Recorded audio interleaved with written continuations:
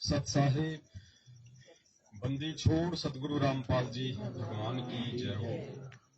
परम पिता परमात्मा सारी सृष्टि के रचनहार, कुल मालिक, असंख्य ब्रह्मांडों के स्वामी, तीनों लोकों में प्रवेश करके सबका भरण पोषण करने वाले एकमात्र जगत गुरु संत श्रोमणी सतगुरु रामपाल जी परमेश्वर जी के चरण कमल में हम सभी गुजरात सात संगति में बैठे हुए भाई बहनों का कोटि कोटि दंडवत प्रणाम।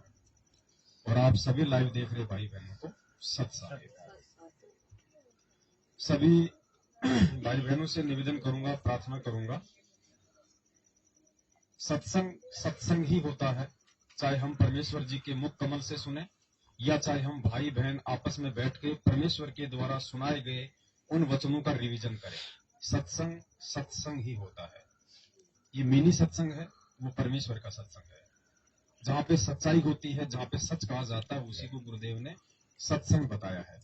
और सत्संग के बीच में यदि कोई इधर उधर की बातें करता है, किसी प्रकार से यदि विघ्न डालने का प्रयास होता है, तो वो आत्मा उस परमेश्वर की नजरों में दोषी होती है।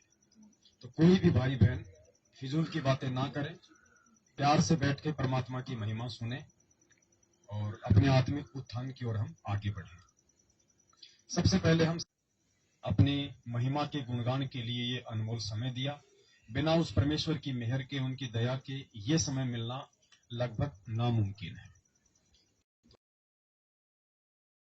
धन्यवाद करते हैं। आज परमपिता परमेश्वर जी ने गुजरात सात संगति के माध्यम से जिस विशेष संदेश के लिए आप और हमारे को निमित्त बनाया है, वो संदेश आत्मिक उत्थान को लेके है। और आज इस विषय पर चर्चा, इसलिए आप और हमने अपने आत्मिक उत्थान के लिए आगे बढ़ना है।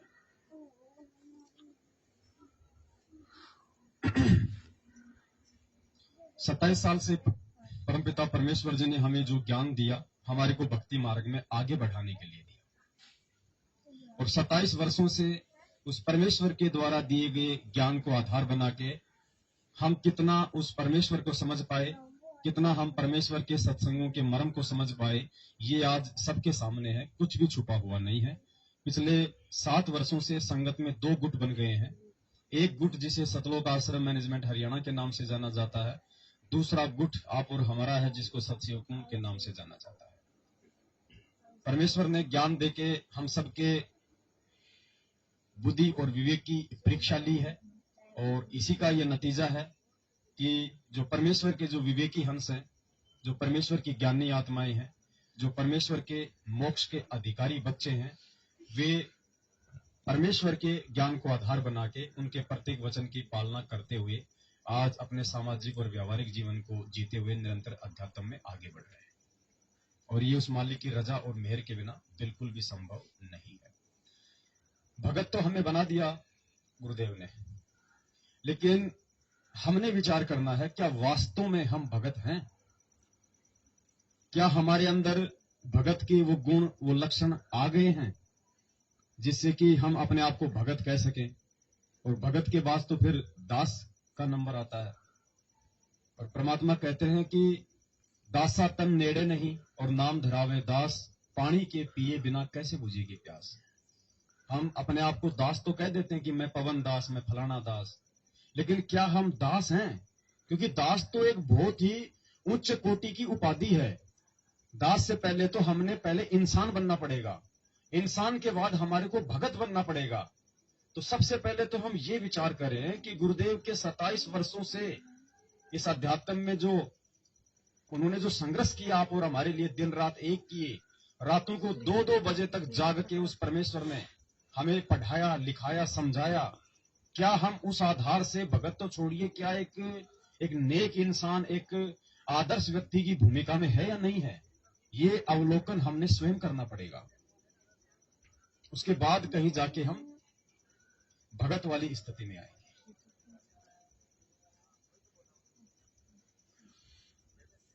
सत्संग परमात्मा ने आप और हमारे लिए किए हैं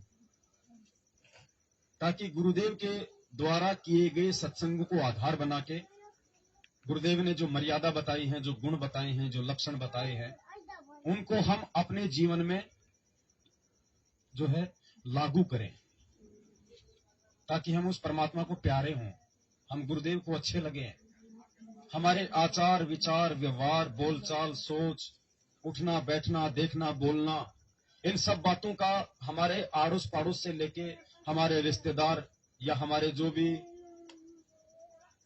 व्यापार धंधे में जो हमारे कलीग हैं, क्या उनके ऊपर हमारा कोई असर है?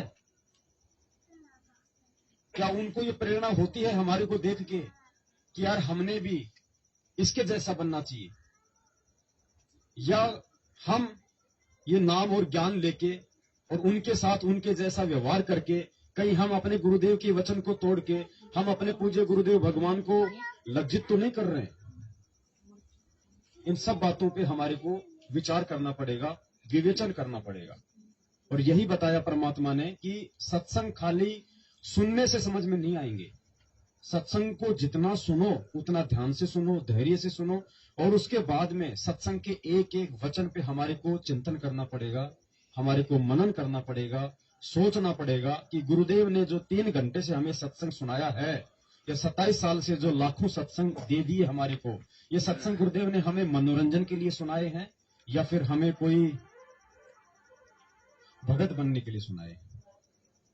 तो मालिक ने तो लगभग अपना काम पूरा किया, और पूरा काम करके ही परमात्मा आज हिसार जेल में बैठे हैं।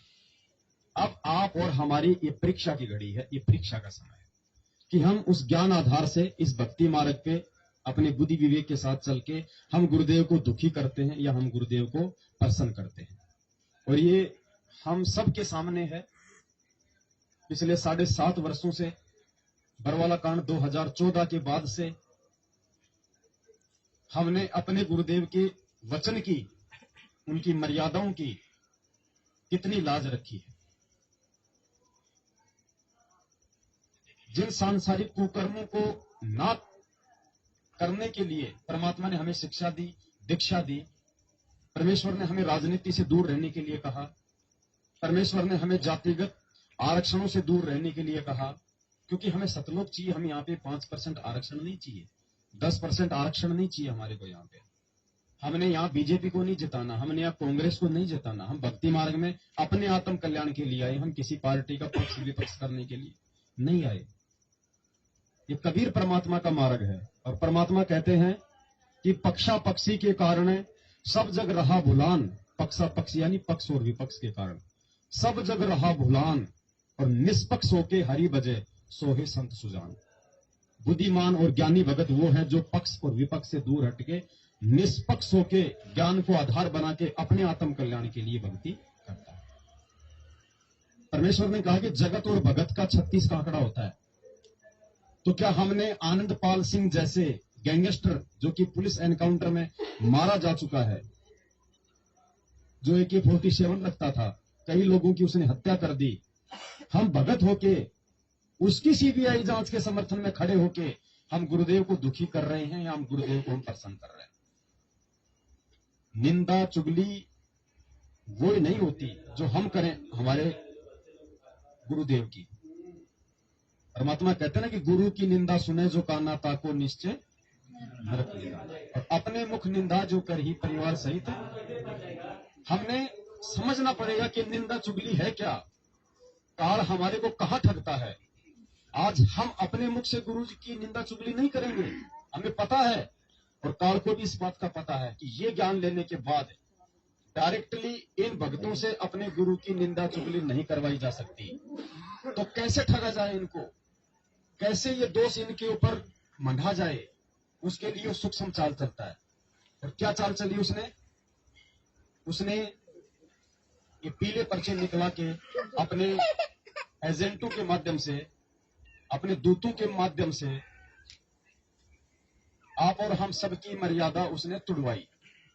एक पीला पर्चा निकाल दिया गया, एक फर्जी ऑडियो निकाल दी गई गुरुदेव भगवान के नाम से कि गुरुजी का आदेश है फला फला तारीख को उत्तर प्रदेश में बीजेपी सरकार को वोट डालना है, या फला फला तारीख को पंजाब में कांग्रेस सरकार को वोट डालना है।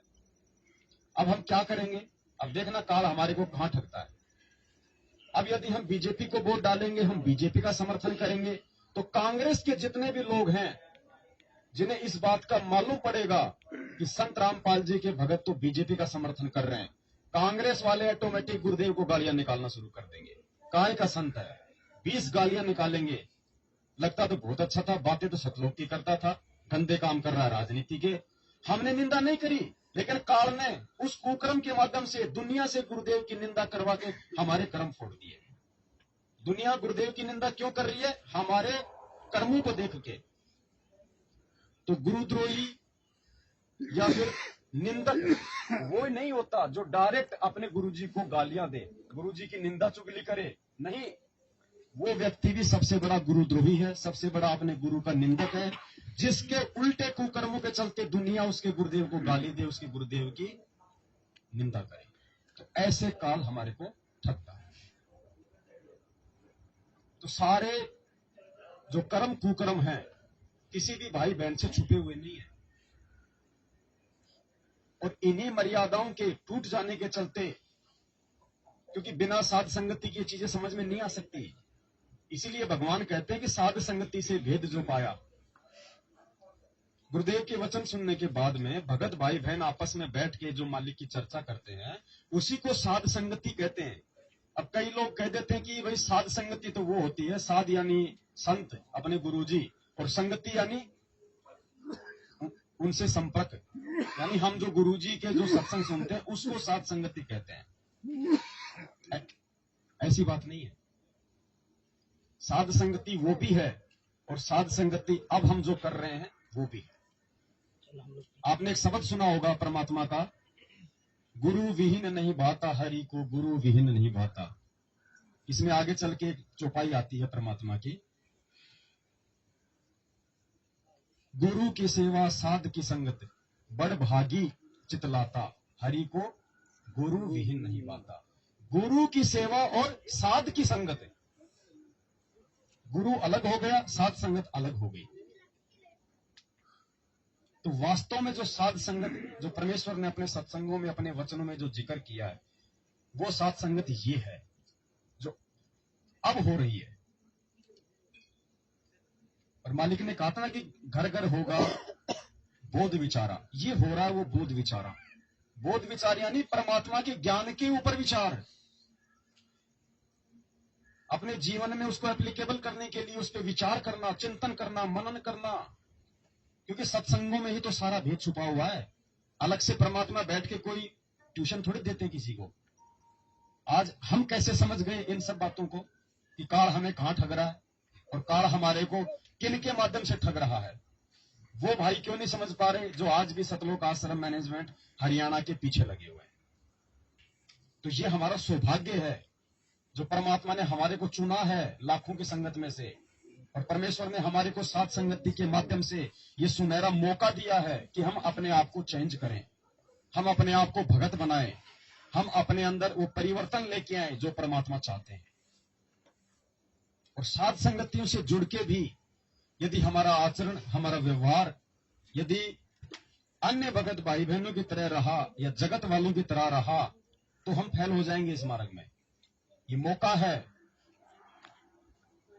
तो आज हम उसी टॉपिक पे गुरुदेव के आशीर्वाद से लाइव आ रहे हैं, और दास विनती करेगा सभी भाई बहनों से, 3-4 परमात्मा के 5-5 मिनट के या 10-10 मिनट के अनमोल सत्संग है जिनको हमने बहुत बार सुना है, लेकिन उनमें शिक्षा क्या है उसको हम नहीं जान पा रहे थे, हम नहीं पहचान पा रहे थे। आज गुरुदेव के उन सत्संगों को आधार बना के हमने वो निष्कर्ष निकालना है कि परमात्मा ने इस सत्संग में हमारे लिए क्या खजाना छुपा रखा है।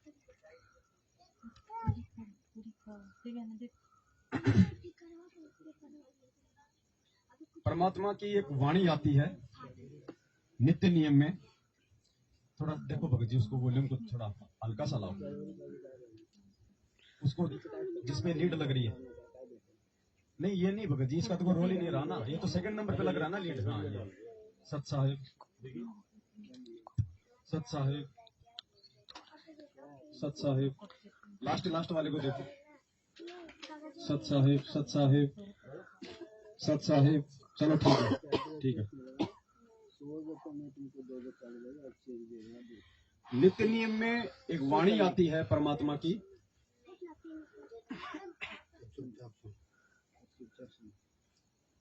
गरीब निंदा बिंदा छोड़ दे, संतन स्यों कर प्रीत। नित्य नियम में प्रत्येक वाणी एक गहरा संदेश लेके बैठी हुई है। और बार बार गुरुदेव ये भी तो कहते हैं कि बच्चों खाली तुमने इसकी रेलगाड़ी नहीं बनानी है, जितना भी नित्य नियम हम करते हैं हम उसके ऊपर यदि प्रतिदिन विचार करें तो प्रत्येक वाणी से हमारे को बहुत कुछ सीखने को मिलेगा। और यदि हमने सीखा नहीं, खाली हमने रूटीन ही बना के रखा, रोज नित्य नियम 1 घंटा करना ही करना है, तो हम उस उपलब्धि को प्राप्त नहीं कर पाएंगे जो परमात्मा हमें चाहते हैं करवाना। अभी एक छोटी सी वाणी लेके हम चलेंगे आज परमात्मा की। मालिक कहते हैं ना कि भाई 7 समुद्र की मसी करूं, लेखनी करूं बन राय, धरती का कागज करूं, गुरुगुण लिखा न जाए। एक वाणी लगभग 150 वाणियों से भी ज्यादा वाणियां हैं नित्य नियम में। इस एक वाणी को लेके हम चलेंगे तो आज इस पे पूरी रात सत्संगति चलेगी। अब सोचो पूरे नित्य नियम में कितना गहरा सार छुपा है। तो आज हम इसी वाणी को लेके चलेंगे कि निंदा बिंदा छोड़ दे और संतन स्यों कर प्रीत। बस इतनी सी वाणी पे चलेंगे हम, नीचे वाली भी नहीं लेंगे, वरना कल का पूरा दिन बीत जाएगा तो भी नहीं होगा पूरा। बस ऊपर ऊपर की लाइन को लेके चलेंगे। निंदा बिंदा छोड़ दे, संतन स्यों कर। ये वाणी परमेश्वर किसको कह रहे हैं? आप और हमें कह रहे हैं ना। ये गुरुदेव का आदेश है। गुरुदेव के सत्संग, गुरुदेव की वाणी ही हमारे लिए सबसे बड़ा आदेश है। परमात्मा सत्संग के माध्यम से ही अपने बच्चे को सामूहिक आदेश देते हैं। अलग से कोई आदेश परमात्मा का भक्ति मार्ग का नहीं होता है। तो हमें गुरुदेव आदेश दे रहे हैं और इसी आदेश की यदि हमने पालना नहीं की तो हम गुरुदेव का वचन तोड़ रहे हैं, और वचन तोड़ने के चलते हम गुरुदेव के दोषी बन रहे हैं। तो क्या हमें दोषी बनना चाहिए परमात्मा का? तो परमात्मा कहते हैं निंदा बिंदा छोड़ दे, संतन स्यों कर प्रीत। अब भक्ति मार्ग की परमात्मा ने हमें वो सीढ़ी दे दी है, हमें उस पायदान पे पहुंचा दिया है कि अब हमने अपने आत्मिक उत्थान की ओर आगे बढ़ना है। इन चीजों को समझने के लिए सबसे पहले हमारे को बरवाला कांड को समझना बहुत ही ज्यादा जरूरी था। तो परमात्मा ने 3-4 साल लगातार बरवाला कांड के ऊपर ही सारा फोकस रखा। हजारों वीडियो परमात्मा ने बनवा दिए, सबके काले चिट्ठे, पाखंड, कुकर्म, सबकी रहनी करनी सब आप लोगों के सामने विधपूर्व रख दी कि जिन्हें हम गुरुदेव के बेटा बेटी कहते हैं, भाई बंधु जवाई रिश्तेदार कहते हैं, कोऑर्डिनेटर कहते हैं, बड़े बड़े सेवादार कहते हैं, देख लो उनके मुख से कैसे फूल बरसता है। भगत होने के बाद जो किसी की तरफ नजर भी नहीं डाल सकते, क्रोध वाली, वो अपने ही भगत भाई बहनों को सारनाम तक लेके वो लट्ठों से मार रहे हैं। सारा आचरण परमात्मा ने आप और हमारे सामने रख दिया, हमारी आंखें खोलने के लिए कि हम कहां खड़े हैं, हम किन के साथ खड़े हैं। उसके बाद दूसरा जो पायदान था वो था पूज्य गुरुदेव जी को पहचानना कि वास्तव में परमात्मा कौन है। सत्संगों में क्यों कहते हैं बार बार गुरु जी कि सबसे पहले तो हमारे को यह पहचानना कि भगवान कौन है, जबकि भगवान तो परमात्मा ने बता ही दिया कि ये कबीर जी की फोटो है, ये भगवान है, नाम उसका कबीर है। तो भगवान तो हमें आ ही गया पहचान में। फिर भी परमात्मा बार बार क्यों इस बात पे जोर देते थे कि हु इज गॉड, भगवान कौन है। भाई वो तो था, आज कौन है ये नहीं कहा परमात्मा ने हु आज गॉड। क्या कहते हैं? हु इज मानी वर्तमान में कौन है भगवान। इस चीज को समझाने के लिए परमात्मा ने हमारे को समय दिया, और लगभग पिछले 2.5-3 वर्षों से, क्योंकि सन 2019 से हम इस परमात्मा का ये प्रकट दिवस मनाने लगे हैं, सदगुरु रामपाल जी भगवान का। और उसके बाद से परमात्मा ने अपने सत्संगों में जो रहस्य छुपे हुए थे, गुरुदेव के स्वयं पूर्ण ब्रह्म परमेश्वर कबीर साहिब होने के, सन 1951 में 8 सितंबर के दिन धरती पे प्रकट होने के, ये पिछले 2 वर्षों में ही परमात्मा ने खजाना खोला है सारा। आज हमें वो चीज भी आ गई समझ में, सत्सेवकों को। तो अब जब हमें कांड समझ में आ गया, गुरुदेव के साथ में रहने वाले लोगों का आचरण समझ में आ गया, और हमें अपने गुरुदेव समझ में आ गए, तो उसके बाद अब हमने क्या करना है? भक्ति। क्योंकि संशय में रह के हम भक्ति नहीं कर सकते, दुविधा में रह के हम भक्ति नहीं कर सकते। मालिक कहते हैं शंका सूल बबूल है। शंका जो हो जाती है ना, वो कीकर के कांटे की तरह होती है, और जब तक शंका नहीं निकलेगी तब तक हम भक्ति नहीं कर सकते। तो आज परमात्मा ने बरवाला कांड से लेके और अपने स्वयं के पूर्ण भ्रम परमेश्वर होने के सारे सबूत हमारे सामने रख दिए। नीर खीर का परमात्मा ने ज्ञान आधार से अपने ही बच्चों को निमित्त बना के आपस में सात संगतियों के माध्यम से निबेरा करवा दिया। अब हमने अपने आत्मिक उत्थान की ओर आगे बढ़ना है। अब हमने ना ही तो बरवाला कांड को लेके कोई चर्चा करनी है, जिसने सुनना है, जिसने जानना है, उनको आप बोल दो भैया यूट्यूब पे जाओ, फेसबुक पे जाओ और शंका समाधान विद पवन दास नाम से सर्च करो। हजारों वीडियो पड़े हैं, आपको जो जानना आप देख लो। हमने किसी के साथ बरवाला कांड को लेके अब कोई माथापच्ची नहीं करनी। गुरुदेव भगवान है, हमें समझ में आ गया। जिसने समझना है उसको बोल भैया सात संगतियों से जुड़ो। समझना है तो उस चीज को समझो। अब हमने अपने आत्म कल्याण की ओर आगे बढ़ना है, हमने पीछे मुड़ के नहीं देखना है। अब आत्म कल्याण में हम आगे कैसे बढ़ेंगे? जब हम परमेश्वर की प्रत्येक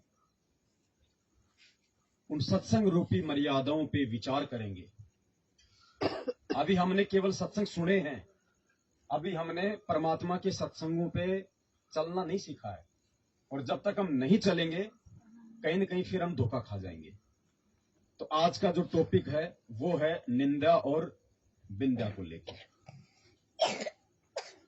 निंदा बिंदा हम सब जानते हैं, परमात्मा ने अच्छे से समझा रखा है।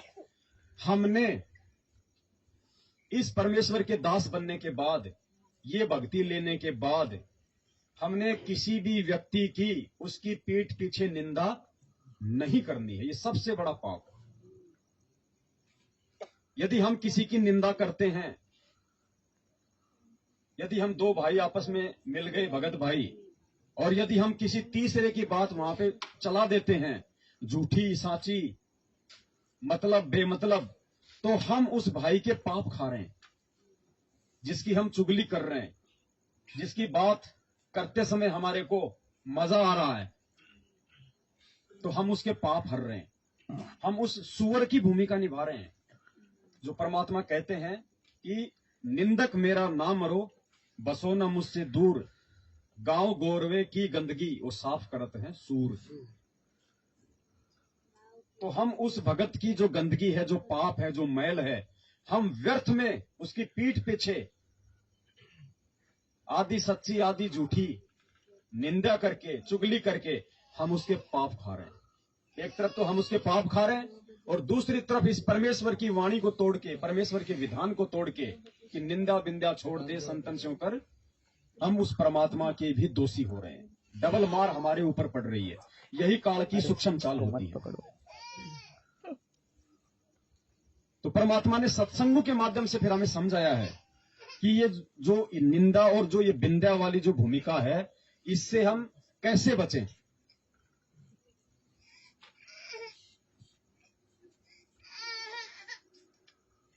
सबसे पहले परमात्मा ने हमें जो भगत जयदेव जी की जो कथा सुनाई है, आज हमने उस कथा से ये निष्कर्ष निकालना है, हमने ये शिक्षा लेनी है कि परमात्मा ने कितना बड़ा संदेश, कितना बड़ा सार आप और हमारे आत्मिक उत्थान के लिए बरसों पहले इन सत्संगों में डाल दिया था।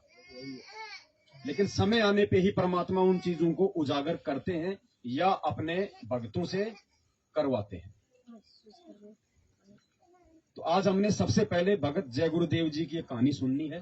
परमात्मा का यह अनमोल सत्संग लगभग ये 10 मिनट का है, और जब तक हम एक एक मालिक के वचन के ऊपर गौर नहीं करेंगे, अब देखो ये किसी एक व्यक्ति की जिम्मेदारी नहीं है कि वो आपको गुरुदेव के सत्संगों का सार निकाल निकाल के दे। हमने अब किसी के ऊपर आश्रित नहीं रहना है। हमने अब उस परमात्मा से उनके सत्संगों को समझने की सद्बुद्धि मांगनी है। हमने परमात्मा से प्रार्थना करनी है ज्ञान योग की हमने प्रार्थना करनी है। और अब हमारा ज्ञान योग खुलेगा, सबका खुलेगा। क्यों? क्योंकि अब खुद भक्ति बोध हाथ में लेके आरती करते हैं और नित्य नियम में एक जगह हम परमात्मा से यही प्रार्थना करते हैं, गरीब उत्तम कुल करतार दो, द्वादश भूषण अंग, उसमें आ जाता है ज्ञान योग वाला। तो अब हम जब खुद भगवान के सामने खड़े होके मांग करेंगे तो परमात्मा फिर कहते हैं, मालिक की फिर वाणी है कि गुरु समान दाता नहीं और शिष्य याचक समान, तीन लोक की संपदा सो गुरु दीनी दान। मांगेंगे तभी तो भगवान देगा हमें। आज से पहले तो भगवान हमारे से मांग रहा था, हमने तो मांगी नहीं कभी। आज हम जब सही तरीके से आरतियां करेंगे, भगवान से मांगेंगे झोली फैला के, तो भगवान हमें वो भीख देगा, ज्ञान योग की भी देगा, सद्बुद्धि की भी देगा। तो अब हमें ये चीजें समझ में आएंगी कि परमेश्वर ने जय गुरुदेव की जो कथा सन 1994 से लेके सन 2014 तक सैकड़ों बार हमें सुनाई है, लेकिन उसके अंदर कितना बड़ा सार छुपा रखा था परमात्मा ने। तो भगत जय गुरुदेव की ये कथा जो हम सुनेंगे, इस कथा से यही निष्कर्ष निकलेगा कि एक भगत में क्या गुण होने चाहिए। और जय गुरुदेव तो कोई भगत भी नहीं था, जय गुरुदेव का तो जो गुरु था वो कोई तत्वदर्शी भी नहीं था। जय गुरुदेव को ये ज्ञान भी, उसको जयदेव जी को ये ज्ञान भी नहीं था जो आज आप और हमारे को है। उसके बावजूद भी जय गुरुदेव ने कैसे एक भगत होने का उदाहरण पेश किया, ये आप और हमारे लिए एक मिसाल है। हमने तो जय गुरुदेव जी से भी 2 कदम आगे होना चाहिए आज, लेकिन क्या हम जय गुरुदेव जी के नाखून के बराबर हैं? हमारे को शर्म आनी चाहिए कि परमेश्वर हम कहां खड़े हैं, समर्थ की शरण में। जिस भगवान की एक झलक पाने के लिए ऋषि मुनियों ने हजारों साल तपस्या करके अपना शरीर बर्बाद कर दिया, और भगवान ने जिनको एक अपनी झलक तक नहीं दी, और वो भगवान आज हमारे सामने हमारा जैसा बन के खड़ा हो गया, और उसके बाद हम कहां खड़े। तो अब हम मालिक के आशीर्वाद से जय गुरुदेव जी की कथा सुनेंगे। और दास थोड़ा सा आपको मौखिक बता देता है ताकि फिर आपको समझ में आएगी ये कथा, वैसे नहीं समझ में आएगी। आप लोगों ने सुनी है जयदेव जी की कथा, काफी भाइयों ने सुनी होगी।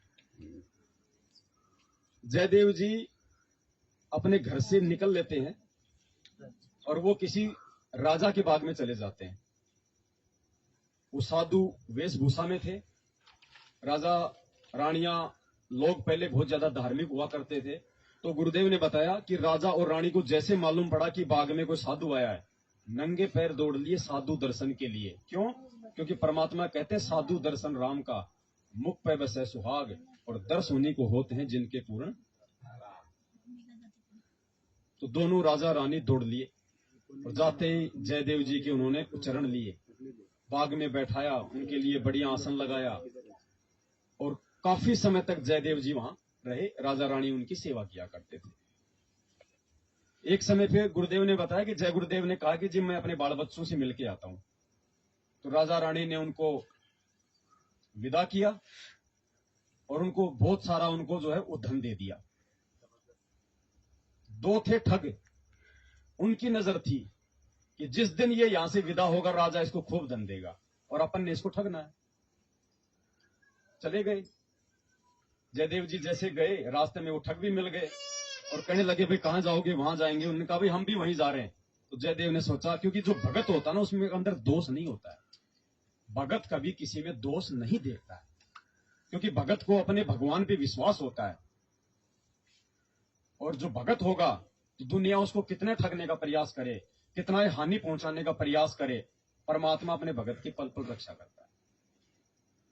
दास को जब ये लोग आए मारने के लिए जयपुर, वर्ल्ड कोऑर्डिनेटर देशराज जी, रमेश चंद्र चहल, बसंत सैनी जो रोहतक में सार शपथ दे रहा है, ये मैन लोग आए हरियाणा मैनेजमेंट से, बड़े बड़े लोग, दिग्गज, जिनकी करोथा कांड से लेकर बरवाला कांड में अहम भूमिका, जिन्होंने बिना गुरु जी को बताए 3 बीघा जमीन ले ली करोथा में, और उसी जमीन पे झगड़ा हुआ, गुरु जी किस महीने जेल गए, उसी मुकदमे के चलते फिर बरवाला कांड हुआ, आज गुरु जी जेल में बैठे हैं। वो लोग आए और दास से कहा कि हम आपसे मिलना चाहते हैं, हम आपसे मीटिंग करना चाहते हैं। तो दास को इतना तो मालूम था कि भैया इनके खिलाफ परमात्मा इतना कुछ बुलवा रहे हैं, इनका धार्मिक धंधा इतना चौपट हो रहा है। बहन जी थोड़ा इनको चुप करो बहन जी।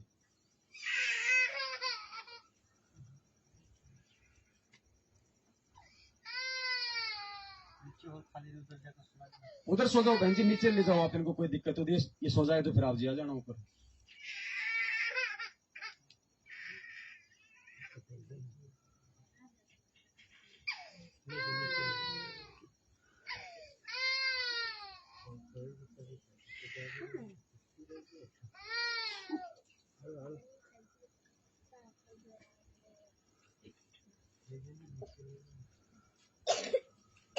परमात्मा बरवाला आश्रम में जहां पे सत्संग किया करते थे तो चारों तरफ वहां पे वो शीशे लगे हुए थे, चारों तरफ शीशे लगे हुए थे वहां पे। क्यों? मालिक को पता था कि संगत को वो ज्ञान नहीं है भगत जी। हम भगत बन गए, हमारे कोई पिछले संस्कार थे, हम भगवान से तो हम जुड़ गए, लेकिन भक्तों के लक्षण किसी में नहीं थे। आज ही नहीं तो उस समय क्या होंगे। परमात्मा इतना मना करते थे, बार बार इतना टोकते थे भक्तों को कि भाई चुप रहो, अरे सत्संग सुनने आते हो 2-3 घंटे, तुम कोई इधर भग रहा है, कोई इधर भग रहा है, ये बाथरूम आधे घंटे बाद में कर लिया करो, या फिर आराम से बाथरूम करके भंडारा लेके फिर बैठो। लेकिन नहीं, ये तो 2013 की बात है जब दास जुड़ा था। उस समय गुरुजी सत्संग कर रहे हैं, लोग कोई कीड़ियों की तरह इधर भग रहा है, कोई इधर भग रहा है, और बार बार परमात्मा को दुखी होकर बोलना पड़ता था कि सत्संग में आए के बात चलावे कोई और, उस अपराधी आत्मा को फिर 3 लोग नहीं छोड़। ऐसी वाणियां बोल के परमात्मा लेकिन फिर भी नहीं मानते थे। इसलिए परमात्मा ने वो शीशे लगवा रखे थे ताकि बाहर की आवाज कोई मेरे तक ना पहुंचे और मेरे को किसी प्रकार से कोई बाधा उत्पन्न हो। अपनी सेफ्टी के लिए नहीं बनवाए भगवान ने, वो परमात्मा ने शीशे बनवाए थे इस मकसद से। और जिन लोगों ने भगवान को नहीं पहचाना उन्होंने शीशे लगा दिए बुलेट प्रूफ कि बाहर से कोई गोली ना मार दे। और उल्टा 2 बंदूकधारी और खड़े होते थे, आप लोगों में से पता नहीं कितने थे वहां पे। पहली बात तो जहां भगवान सत्संग कर रहा है चारों तरफ उसके बुलेट प्रूफ शीशे, और फिर एक उधर खड़ा एक उधर खड़ा, और जो बेचारी जो मैली कुचली संगत थी हमारे जैसी, उनकी तरफ वो बंदूक लेके यूं खड़े रहते थे। पता नहीं कौन काट दे गुरु जी की तरफ फेंक दे परमाणु बम। तो इनको इतना विश्वास था गुरु जी पे, बस मानुष समझ रहे थे, मानुष भी नहीं समझ रहे भगत जी। मानुष भी समझ लेते तो मानुष के साथ में धोखा नहीं करता।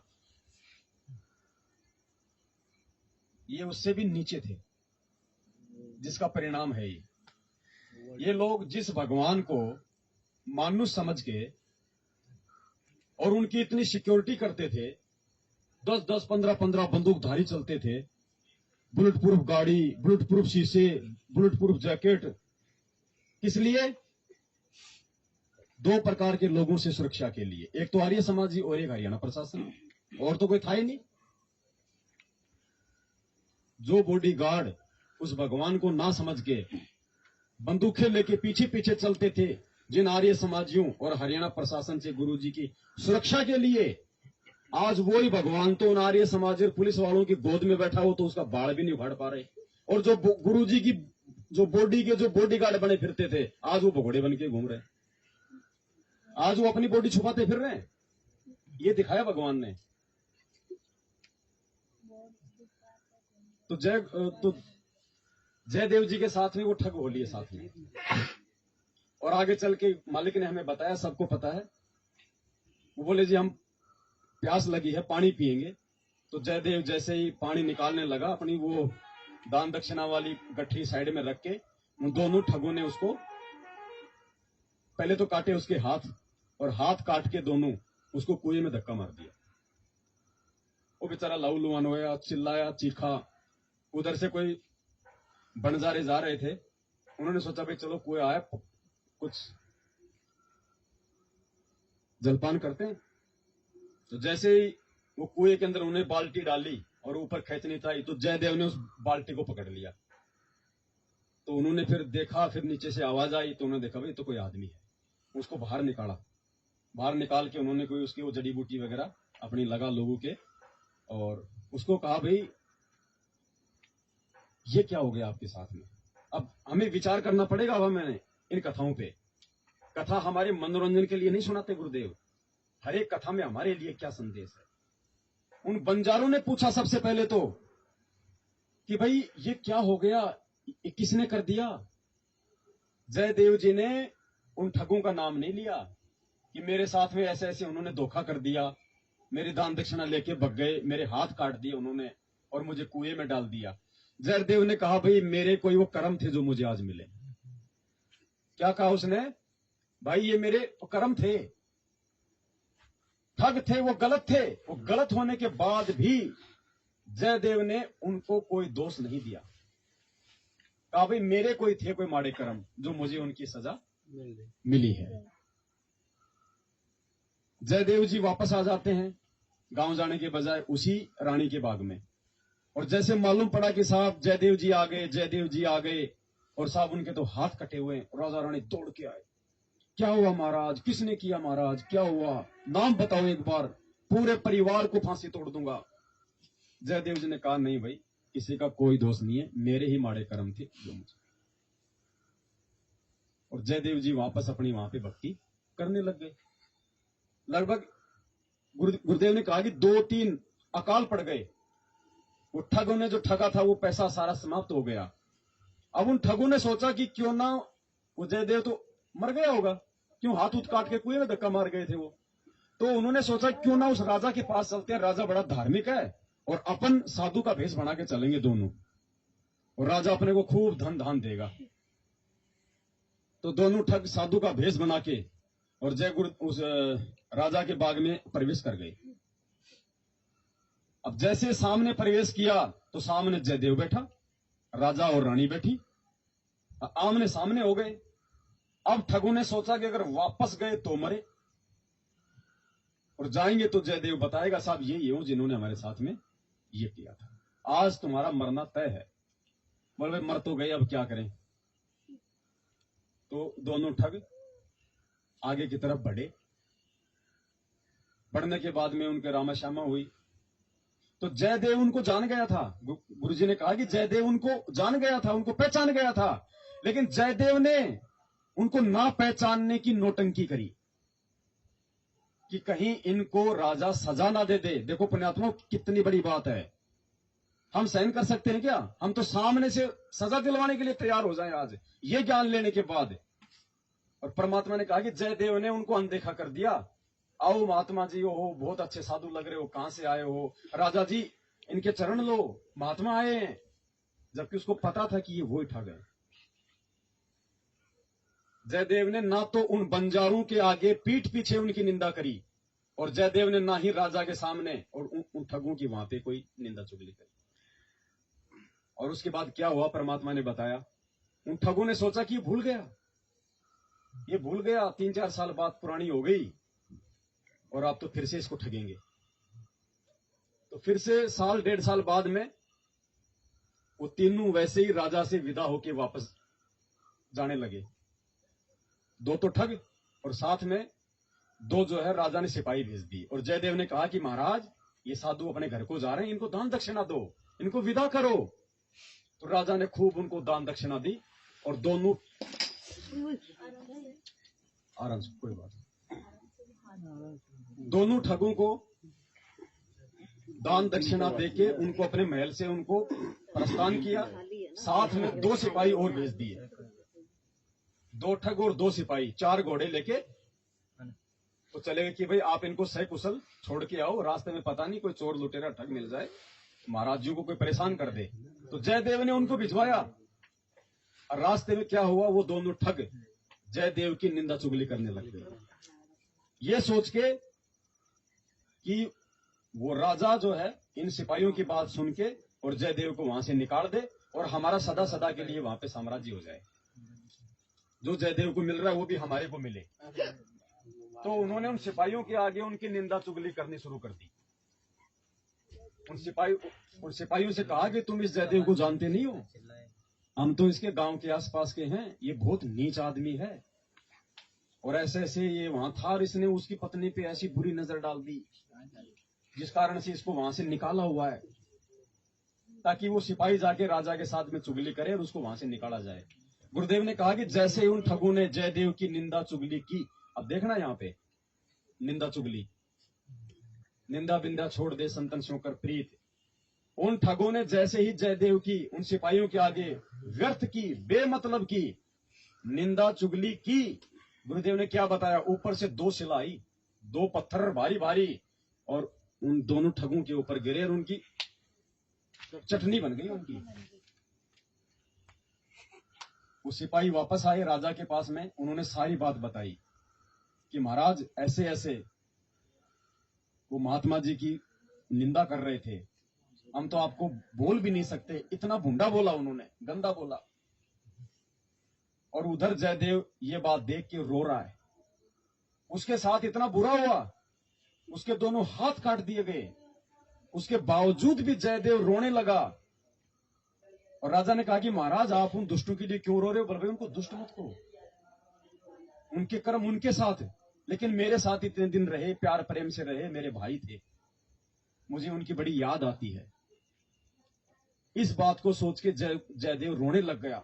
और परमात्मा ने क्या कहा कि रोते रोते उनके जो टुंडे हाथ थे उससे वो आंसू पोंछने लगा, तो परमात्मा ने उसी समय उसके दोनों हाथ पूरे कर दिए। पाल जी भगवान की जय हो। क्यों किए? अब यही शिक्षा है, क्योंकि जय गुरुदेव अपनी नेक नीति पे रहा, अपने ईमान पे रहा, अपने गुरुदेव की शिक्षाओं पे रहा कि जो तोकू काटा बोवे ताको बोतू फूल, तो ये फूल के फूल हैं वाको है त्रिशूल। कबीरा आप ठगाइए और न ठगिए कोई, आप ठगाए सुख होता है और ठगे दुख होता। ये कथा जयदेव ने नहीं, आप और हमने अपने ऊपर लागू करनी है। आज जयदेव की परीक्षा हुई, परमात्मा ने कितने साल उसकी परीक्षा ली? कई साल, 8-10 साल उसकी परीक्षा ली। और 8-10 साल के बाद वो जब वो परीक्षा में सफल हुआ, तब जाके उसके हाथ परमात्मा ने पूरी की। सोचो जयदेव के मन में अगर दोष आ जाता, अगर जयदेव अगर उन बंजारों के सामने जिनको कोई लेना देना नहीं था, अगर उन ठगों की निंदा कर देता, यदि राजा के सामने उनकी पहचान करके उनको सजा दिलवा देता, तो क्या जयदेव के हाथ पूरे हो सकते थे? तो पुण्यात्माओं, अब ये कहानी सुनो परमात्मा की, अब समझ में आएगी हमारे को कि ये कहानी परमात्मा ने हमारे को सैकड़ों बार मनोरंजन के लिए सुनाई है या आज आप और हमारे को अपने जीवन में एप्लीकेबल करने के लिए सुनाई है।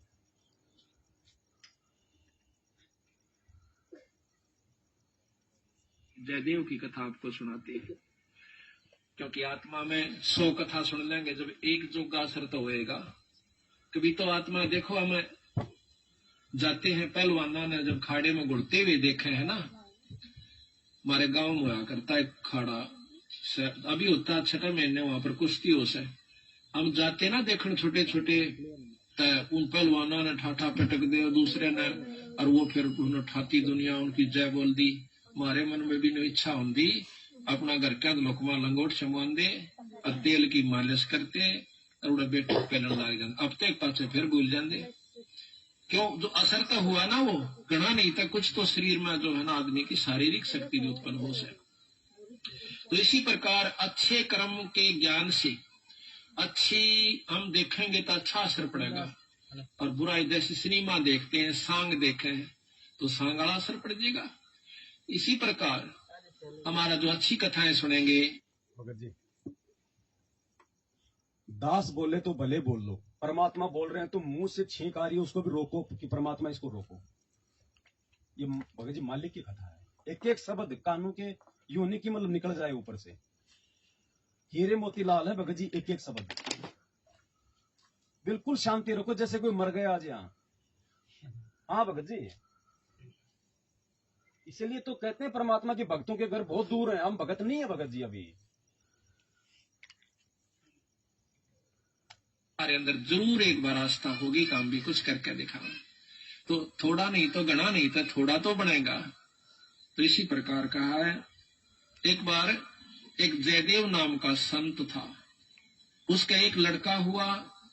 फिर उसके मन में कुछ घर में कमजोरी भी थी, कुछ वैसे भी भ्रमण की इच्छा हुई। वहां से चल पड़ा, घूमता हुआ एक राजा के बाग में डट गया। राजा रानी पहले बहुत धार्मिक होया करते थे, कोई एक आधा दुष्ट आत्मा होता था राजा, नहीं साधु सेवी सभी होया करते थे। संत को देखा, उसके दर्शन करने की खातिर दोनों आ जाते, राजा और रानी बैठ गए, चरणा में सिर रखा और साधु से कहा, महाराज कोई ज्ञान विचार सुनाओ। संत कथा सुनाने लग गया, मीठी मीठी कथाएं, रस भरी बातों। उनको सुनकर और राजा रानी का बहुत पसंद आया, हाथ जोड़ लिए, ये स्वामी हम आपके सेवक, आप हमारे मालिक, इस बाग में रहो महाराज। उन्हें सोचा भी चल हमने तो भोजन चाहिए और आप हमारी बात सुन लीजिए, हम अपना भजन करते रहेंगे। कहते हैं साल भर वहां पर जयदेव रहा। फिर कहा कि महाराज मैं एक बार घर होया हूं। राजा बोला महाराज जल्दी आइयो, और जल्दी आएंगे। के ले जाओ, धन दे दिया काफी, और धन दे दिया मोर सरफी जोड़े मंगा ली। और दो ठग वहां पर देखे थे कि यू किद चल रहे थे, ठगा का तो ये काम हो सर चलेगा जब राजा इसको धन देगा। अब वो ठग भी साधु का रूप बनाकर पहले तैयार बैठे थे। पता लग गया था कि परसों इसने जाना है, परसों तैयार होकर राह में खड़े हो गए। बैठे तो रास्ते में वो जान लग रहा जयदेव से बोले कि महाराज कहाँ चले? कि उस गांव में जाएंगे। कि हम भी उसी गांव में के आसपास दूसरे गांव का नाम ले दिया, उससे पहले कोई आवा था। वो बोला भी ठीक से आप तीनों चलेंगे। हाँ जी बहुत अच्छी बात से, 1 से 2 बजे 2 से 3 जंगल का काम से कदे कोई ठग ना ले। जयदेव बड़ा प्रसन्न हुआ कि परमात्मा यह भी कृपा कर दी कि रास्ते में हमारा बोल बतला करके समय पास हो जाएगा और रास्ता तय हो जाएगा। वो ठग रास्ते में जा रहे थे, वो तो गए इस काम की खातिर थे। कहने लगे भाई पानी पिएंगे जयदेव? नाम आपस में पूछ ही लेते हैं। हाँ पानी पी लो, लो मैं निकालूंगा पानी। हाँ निकाल पानी। हाँ उससे पहले कहने लगे भाई, हाँ वो पानी निकालने लग गया तो उन्होंने गठड़ी ठा ली एक में। जयदेव एकदम स्वभाव तो बहुत देर से बदला आदमी का, भाज का गठड़ी जयदेव ने पकड़ दी। एक नहीं भाई ये तो दक्षिणा है मेरी। उन्हें क्या किया, चिन्ना जपटी करके उस जयदेव के दोनों हाथ काट दिए। वो तो ले रहे थे हथियार गिले, और ठा तो उस कुएं में पिटक दिया। और वह गठड़ी लेकर पैसे लेकर के वो जो थैला था अपना चल पड़े। इतने में कहते बंजारा की वहां पर लाइन, बंजारे आगे पूरी की पूरी डांग आग उतरी। वो पानी लेने की खातिर कुएं में जांस बाल्टी डाली तो उस नेजू और बाल्टी यानी उस डोल के उसने हाथ फंसा लिए। वो 2-3 जने थे बंजारे, खेचे वो खींचे नहीं। तो वो कहते भाई क्या सौदा हो गया? वो आवाज दे से भाई मैंने एक बार बाहर काट दो, मैं कुएं में गिर गया। उन्होंने सोचे कोई व्यक्ति है, उन्हें पकड़ कर बाहर काट लिया। बाहर निकाला, उसके हाथ कट रहे और लहू पड़े, खून निकल रहा। तो बोले भाई क्या लाग गया तेरे? ये कर्म लाग गए मेरे। किसने मारा? मुझे नहीं मालूम, कुछ नहीं मुंह से कहा, ना बताया। जाकर और क्या कह रहे हैं परमात्मा? कुछ नहीं बताया, बोला मुझे मेरे एक कर्म लग गए। कुछ नहीं बताया जयदेव ने। अब परमात्मा इस बात को सिंपल वे में बोल के निकल गए ना। अब ये निष्कर्ष आप और हमने निकालने आज सत्संगों के, और सद्बुद्धि देगा परमात्मा। आज जो जो लेना चाहेगा, जो जो मांगेगा उसको देगा। वो सद्बुद्धि देने के लिए आया इस धरती पे। बुद्धि तो थी हमारे पास में क्योंकि मानव बना दिया, लेकिन सद्बुद्धि नहीं थी। सद्बुद्धि भगवान देगा अगर कोई मांगेगा तो, कोई चाहेगा तो अपने आत्म कल्याण के लिए। क्योंकि बंजारे जंगलों में रहा करते हैं, बहुत बढ़िया बढ़िया जड़ी बूटियां उनके पास होती थी। अपने नायक के पास ले गए, मुखिया के पास ले गए। वहां जाकर बताया तो उस नायक ने वैद्य बुलाया और वैद्य ने जड़ी बूटी सी ला दी कि खून भी बंद और चीस भी बंद, दोनों ठीक हो गए। तो कहने लगे भाई कहाँ जाएगा? तुझे वहां छोड़ देंगे या हमारे साथ चल, कोई दिक्कत नहीं आने देंगे। नहीं आपके साथ तो मैं नहीं चलूंगा, इस अगले नगर में मुझे छोड़ दीजिए। वहां जाकर उन्हें छोड़ दिया। जाकर राजा के बाग में फिर जा बैठा। राजा को पता चला कि महाराज संत वापस आ गए। जाके बताया नौकरों ने, और दोनों हाथ कटे हुए, दोनों हाथ कटे हुए। राजा रानी नंगे पैरों बाज लिए। जब सुना संत का नाम, आके पाया में पड़ जाए, महाराज के लग गया है, महाराज क्या लगा? जो होना था सो हो गया भाई, मेरे कर्म लगे। मुझे बताओ महाराज, उनका अभी खून कर दो, उनके बच्चों तक पिड़वा दो। मैं ऐसा पापी नहीं महाराज, मेरा कर्म था, कोई संस्कार उनका मेरा किसी का था, मुझे नहीं मालूम के हुआ और कौन था की थी। कोई बात नहीं, साल भर हो गया। कहते हैं काफी दिन वो फिर बैठा रहा, गर्द भी होया। 12 वर्ष के बाद वो फिर दोनों ठग फिर आ जाते हैं। 3 अकाल पड़ गए, वो धन ले गए थे, वो खत्म हो गया। उनने सोची उन ठगों ने कि राजा बड़ा धार्मिक है और साधु सेवक है, जयदेव खत्म हो चुका है, अब हम वहीं चलते हैं। अच्छी कथा सी सीख ली 10-20, इन कथा ने कोई पढ़ लेवा की बात से याद हो जाती है। जाकर और बाग में बढ़ गए। आगे जयदेव बैठा, राजा बैठे, सैनिक बैठे। अब उन ठगा ने जब देख लिया ने बाग में सामने ने मुड़ते ही मोड़, और सामने उसका आश्रम बना रखा था, वो बाहर बैठे बगीचे में। अब उल्टे जा तो पेटे, कोई चोर थे उल्टे भागे। अब उन उल्टे ना जाकर आगे चल दिए। वो तो सोचे थे वो होगा ही नहीं। फिर वो दोनों हाथ कटे हुआ आदमी देखा, उनका शक हो गया को ऐसे तो मरिया को ना किसी ने काट लिया। पर मरते तम गए आज, ईब कोई बचावनिया नहीं से, फिर इलाज भी कुछ नहीं। उससे कहा हाथ पांव जोड़ांगे, शायद रजा करवा दे। तो जयदेव ने ऐसा कर लिया कि इसने पिछाने को नहीं। और साधु देख कर कहने लगा राजा से, महाराज ये 2 मेरे दोस्त आ गए, ये बड़े अच्छे साधु संत हैं, राजा इनके चरण दो। राजा ने खड़ा होकर उनके चरण लिए और बैठा। अब बताओ पुण्यात्माओं, इस कथा का सार अगर हम समझें तो आज हम कहां खड़े हैं भक्ति मार्ग में? क्या हम जयदेव जी के नाखून के बराबर भी हैं आज? और हमने सतलोक जाना है तो जयदेव जी से भी 4 गुना ऊपर बनना है। अब सोच लो हम कितने नीचे गिरे हुए हैं भक्ति मार्ग में, हमें कितना ऊपर उठना है आज। कितनी भक्ति की आवश्यकता होगी हमें, जब जाके हमारे अंदर इतना धैर्य, संतोष, शील, विवेक, ये अक्षमा वाले भाव आएंगे। 5 गहने बताए ना परमात्मा ने, शील, संतोष, विवेक, अक्षमा और दया। ये 5 जयदेव जी में थे। तो उन्होंने संतोष भी किया, धैर्य भी रखा, और उन्होंने उनको क्षमा भी किया। और विवेक के बिना ये चीजें नहीं आ सकती। जबकि उसको कोई तत्वदर्शी संत भी नहीं मिला था। तो हम कहां खड़े हैं? यही है सत्संगों पे चिंतन करना। जी भगत जी, ये ले लो माइक, कोई दिक्कत नहीं, आराम से चर्चा होती रहेगी परमात्मा की बीच बीच में। थोड़ा आगे यहाँ आ जाओ थोड़ा सा। नहीं वो थोड़ा उसमें आप फिर आप जी दिखाई नहीं दोगे ना उधर, वो जो लग रहा है आगे नहीं, वो नहीं दिखाई, सुनने वाले को दिखाई दे, थोड़ा सा इंटरेस्ट रहता है ना। सच साहब, थोड़ा सा जोर से मुंह के पास लेके। सच साहब, तो परमात्मा के, थोड़ा सा बिल्कुल अपने होठों पे लगा के। परमात्मा के ज्ञान आधार से दास को थोड़ा उसमें एक जयदेव की कहानी में, थोड़ा जोर से जयदेव की कहानी में थोड़ा ये तत्व ज्ञान रूप से देखा जाए तो वो दुखी तो हो रहा था, लेकिन वो अंदर से अगर उसको तत्व ज्ञान है तो वो सुखी भी हो रहा था कि भाई जो गए, यानी जो उनकी निंदा चुगली करते थे, तो परमात्मा की वाणी है कि वो उसके पाप खा रहे थे। उस दृष्टि से देखा जाए तो वो रोज ही उनकी कैसे न कैसे निंदा चुगली कर ही रहे थे ना।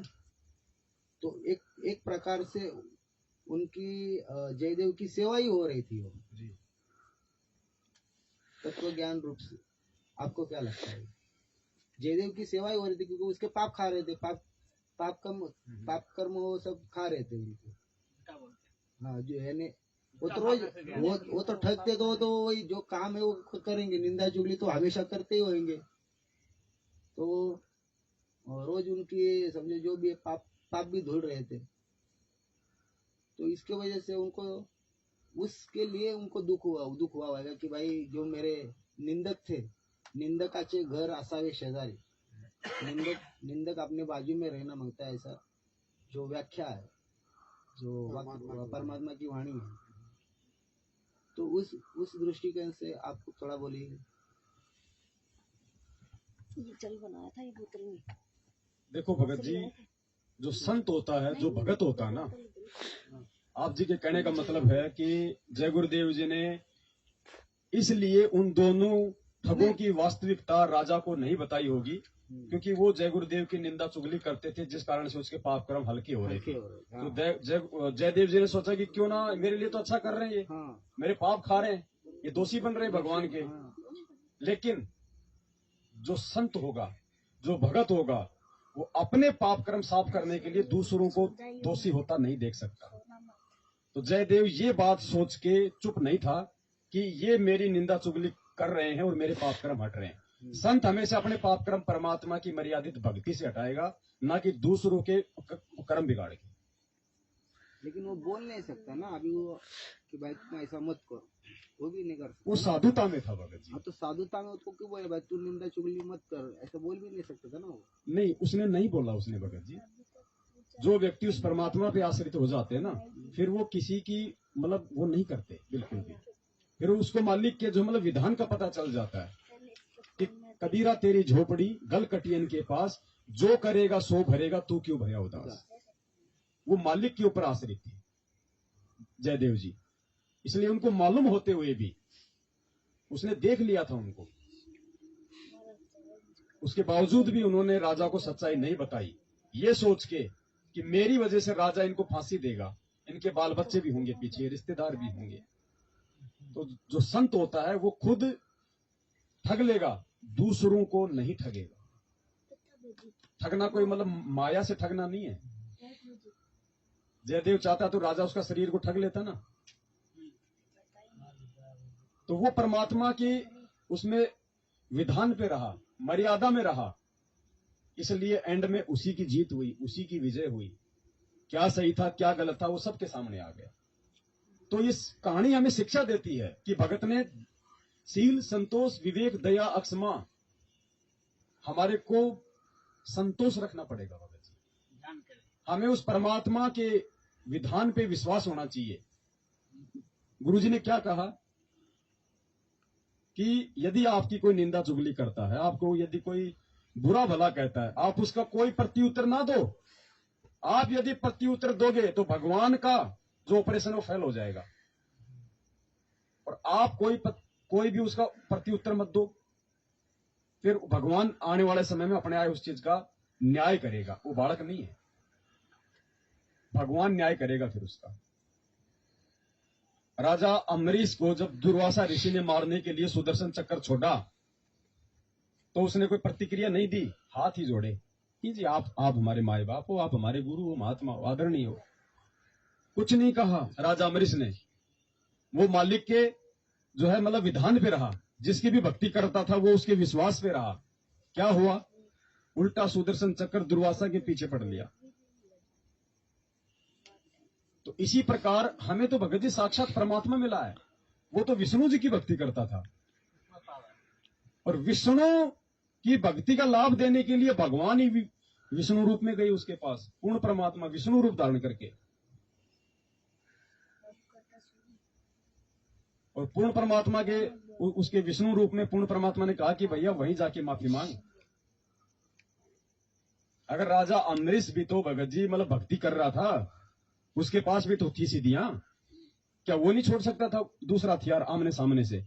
जैसे पांडव और कौरव लड़ रहे थे आपस में, वो एक मारता वो इधर से मारता, लेकिन अम्बरीश यदि उसका प्रत्युत्तर दे देता तो परमात्मा का ऑपरेशन फेल हो जाता, फिर मालिक कुछ नहीं करता। फिर प्रहलाद भगत यदि अपने बाप के सामने कोई डंडा उठा लेता, भगवान नरसिंह रूप धारण करके नहीं आता। मीरा यदि कोई वो अच्छा हथकंडा अपना लेती, भगवान नहीं आता वहां पे। तो हमारा सबसे बड़ा हथियार है ये तत्व ज्ञान। असुर निकंदर नवीनी में गुरुजी कहते हैं ना कि बज्रबान की बोऊ बाड़ी, सतगुरु संत जीत है राड़ी। बज्रबान की बाड़ी, वज्रबान यानी हमारे हथियार, भगत के हथियार क्या हैं? वज्रबान की बोऊ बाड़ी, ये तत्व ज्ञान रूपी हथियार है हमारा। और सतगुरु संत जीत है राड़ी, सतगुरु के जो संत होंगे, जो भगत होंगे, वो जीत है राड़ी। राड़ी यानी झगड़ा फसाद, काल का जाल। वो जो भगत होंगे परमेश्वर के द्वारा दिए गए उस वज्रबान तत्व ज्ञान रूपी हथियार से लड़ेंगे। इन हथियारों से नहीं लड़ना हमारे को। भगत का हथियार है तत्व ज्ञान, परमात्मा का विश्वास। फिर देखो परमात्मा क्या नहीं करेगा। फिर यहां का विधान है भगत जी, ये कर्म क्षेत्र है। दास को पीटने के लिए आए, 8-10 जने थे, मार लिया। दास तो अपने बचाव में रहा। अगर मैं बिल्कुल मैं निर्दोष था, कोई दोष नहीं था, 8-10 मिनट उन्होंने जानवरों की तरह मारा। अगर कोशिश करके अगर मैं एक को भी मारता हल्के सा, वो हल्के से मारने का भी मुझे, वो हल्का सा अगर मैं मारता, वो कर्म मेरे ऊपर लागू हो जाता निर्दोष होते हुए भी, और उसका भी भोग मुझे भोगना पड़ता। वो तो अपना भोगेंगे, मुझे भी उसका भोग भोगना, क्योंकि मेरा वो कर्म बन जाता, और उसका भोग फिर मुझे भी भोगना पड़ता, भले थोड़ा भोगना पड़ता। तो ये वो मार्ग है भगत जी इस परमात्मा का। हमें जयदेव जी की तरह बनना पड़ेगा। साधुता, साधु भाव। अगर जयदेव जी को अगर ये लगता कि वो मेरे पाप खा रहे थे, तो लास्ट में वो रोता नहीं भगत जी। भगवान फिर उसके हाथ पूरे नहीं करता अगर उसके मन में दोष होता तो इस प्रकार का। तो ये शिक्षा दे रहे मालिक। भोजन पानी का प्रबंध करवा दिया। उनने सोची पिछाड़ में कोई ना आएगा। जयदेव ने मुझे पिछाड़ा नहीं हमने, क्योंकि थोड़ी देर का संग था। तो वो साल भर रहे। साल भर के बाद उनकी खूब सेवा करवाई, साल भर खूब उनकी आदर करवाया। और चलती दफा जयदेव कहने लगा, महाराज ये दोनों संत जानो से, इनको कुछ वो दक्षिणा दे दो। राजा ने कहना था इतनी देर में 2-3 घोड़ा का ऊपर मोर रसर फिर निराधन लदवा के। और साथ में जयदेव कहने लगा, महाराज जी रास्ते में जंगल का काम से सिपाही भेज दो, घर छोड़ आओ। 5-7 सिपाही और घोड़े और वो दोनों ठग चल पड़े। रास्ते में जब बतलाते जावन से तो सिपाही पूछे से उन ठगाता है, अब भाई ये जयदेव तुम्हारा के लागे से, तुम्हारा बहुत आदर करता है, बड़ी बड़ाई करता है। तो कहते महाराज कहते हैं नीच आदमी जो होते हैं वो अपनी आदत नहीं जाया करते। कि एक यहाँ छोटा सा उदाहरण और से, जब कबीर साहब ने भंडारा किया ना, 9 लाख बॉडी आ गई और जय जयकार करी दुनिया ने, तो शेख तकी जला करता बंदी छोड़ते हैं। फिर भी ने बोला के करा से सुसरे ने, इसे तो हम 100 कर दिया। यानी अपनी बड़ाई रखनी चाहिए और उसका अच्छे कर्म को भी नहीं सराहा। और जो भगत आत्मा थे वह कहते भाई कमाल कर दिया, ईसा यज्ञता हमने किधर देखा है कोई ना, बड़े भोजन मोहन भोजन खाए, बड़े आनंद पाए। तो जो पुण्य आत्मा थी वह तो बड़ाई करे थी, और नीच आदमी उस समय भी बुराई ही कर रहा था, इतनी महान समागम की। तो यहाँ गरीबदास जी कहते कोई कहे जग जौनार किया, कोई कहे महोच्छा, और बड़े बड़ाई करा करे यो गाड़ी का डोच्छा। अच्छे आदमी जो होते हैं वो गाड़ी निकाला करे, और भले व्यक्ति भलाई करा करे, बड़ाई करा करते। तो वो दोनों कहने लगे भाई सच्ची बता दो। और कहा सच्ची बता दो, ये बहुत नीच आदमी से। बोला जयदेव, बोला अच्छा की बात है? कि हम तीनों इकट्ठे रहा करते एक राजा के घर पे, और ये इतना गंदा है, इसने रानी गेला खोटा कर्म कर दिया। राजा इसने जीत मारा था और हमने हाथ जोड़ कर बचवाया, इसके हाथ कटन में बच गया। यो हमने छोड़ कर आ गया था, माँ तू निकल जाड़े तो हमने यूं कह दिया तेरी जान बच जाएगी। यो आगे ठग गए। उनका नियत यह थी कि जान दे ये राजा ने बताऊंगे खाना खुशी, राजा उसने काट देगा तारी पूरी मौज। कहते इतनी बात हो रही थी, ऊपर ते 2 पत्थर की सलाह पड़ी, भारा को 10-10 20-20 मन की आकर के दोनों ठगा का ऊपर उन सब के अंदर से, और दोनों का कचूमर काट कर जमीन में दसा दिया। दोनों खत्म हो गए। वह नीच कहते हैं वो ठगे से रह गए, वो जो संत गए थे साथ में सिपाही गए थे, अब वो ना रहे था, अपने उल्टे हो लिए लेकर सारे ढूंढ मैंने। जब वापस आते हैं राजा को पता लगा है कि वो वापस आ गए, तो कहने लगा भाई की बात होगी। उन्होंने सारी कथा राजा को सुना रहे थे, जयदेव सुने था इतने फैसले पे। जो बोले जीवत है ऊपर ते स्वामी की निंदा करी और काटे ऐब सवाब और शिला पड़ी अजगैब ते आया नहीं जवाब। वो तो खत्म हो गए, दोनों मर गए। महाराज की निंदा करे थे, बहुत बुंडी करे थे महाराज जी, के बताऊं। तो कहते हैं उनके मरे की सुनकर जयदेव फूट फूट करण लागा, जो कर भाई मर जाया करे। रो के निवासों पूछन लागा, जब नो टूंडे हाथा के वो टूटते नो कहे उसी समय दोनों हाथ नो करे थे, दोनों हाथ पूरे हो गए। कौन सतगुरुदेव की जय। बंदी रामपाल जी भगवान की जय हो। पुण्यात्मा देखो इस कथा का कितना बड़ा सार है।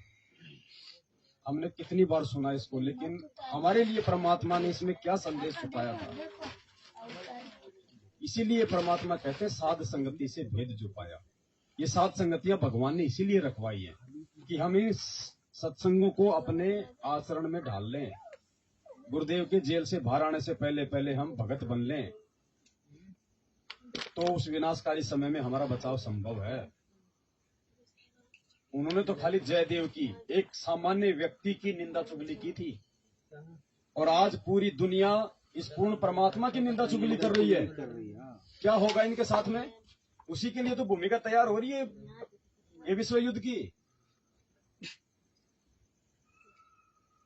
दुनिया उस परमात्मा की निंदा कर रही है आज बेवजह, सच्चाई ना जान के। गुंडा भुंडा देशद्रोही देव देवताओं की निंदा करता है, चुगली करता है। दुनिया उनकी बदनामी कर रही है ना, निंदा चुगली कर रही है ना। किसकी? एक सामान्य व्यक्ति की नहीं, पूर्ण परमात्मा की। तो सोचो क्या होगा इस दुनिया के साथ आने वाले समय में। और हम भगत और भगत होके मिले असंत, हम उस महापुरुष की शरण में आके और उस महापुरुष के विधान को तोड़ के यदि हम ये राजनीतियां, आरक्षणबाजी, ये रक्तदान, ये देहदान, गुंडों की सीबीआई जांच, तो हमारे साथ में क्या बीतेगी आने वाले समय में।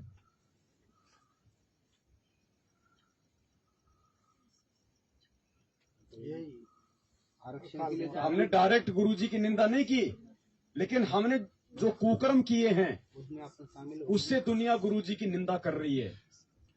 इन भक्तों के साथ में क्या बीतेगी आने वाले समय में। अरे हमने भी खुद हम भी गए आरक्षण में, हमको तो मालूम नहीं था, आरक्षण में चले गए थे।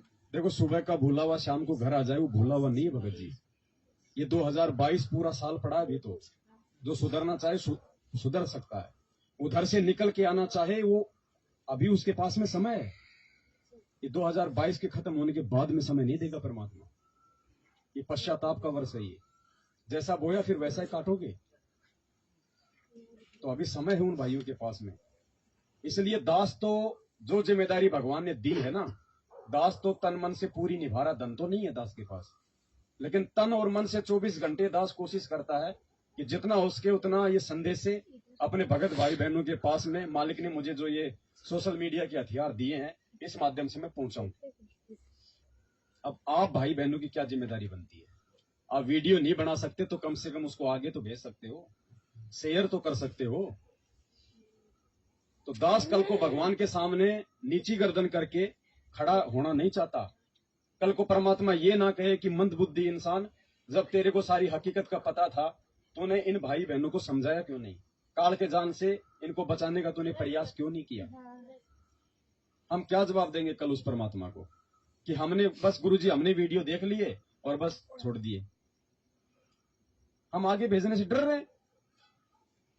वो कोऑर्डिनेटर क्या बोलेगा, वो मेरे घर पे आ जाएगा, मुझे फोन करेगा, बस इन बातों से डर रहे हैं हम। नहीं अभी भगत जी अपना फोन ही समझो ब्लॉक कर दिए भगत जी, तो करे तो क्या करे। उनके घर पे जाके बोलेंगे तो वो तो दरवाजा बंद कर। सोशल मीडिया ना भगत जी, आप लोग भेज रहे हैं वो बात अलग है। ये वीडियो खाली हमें थोड़ी सुन रहे हैं भगत जी, ये लाखों लोगों तक जाएगा। जो लोग आंख बंद करके बैठे उनको ये संदेश है।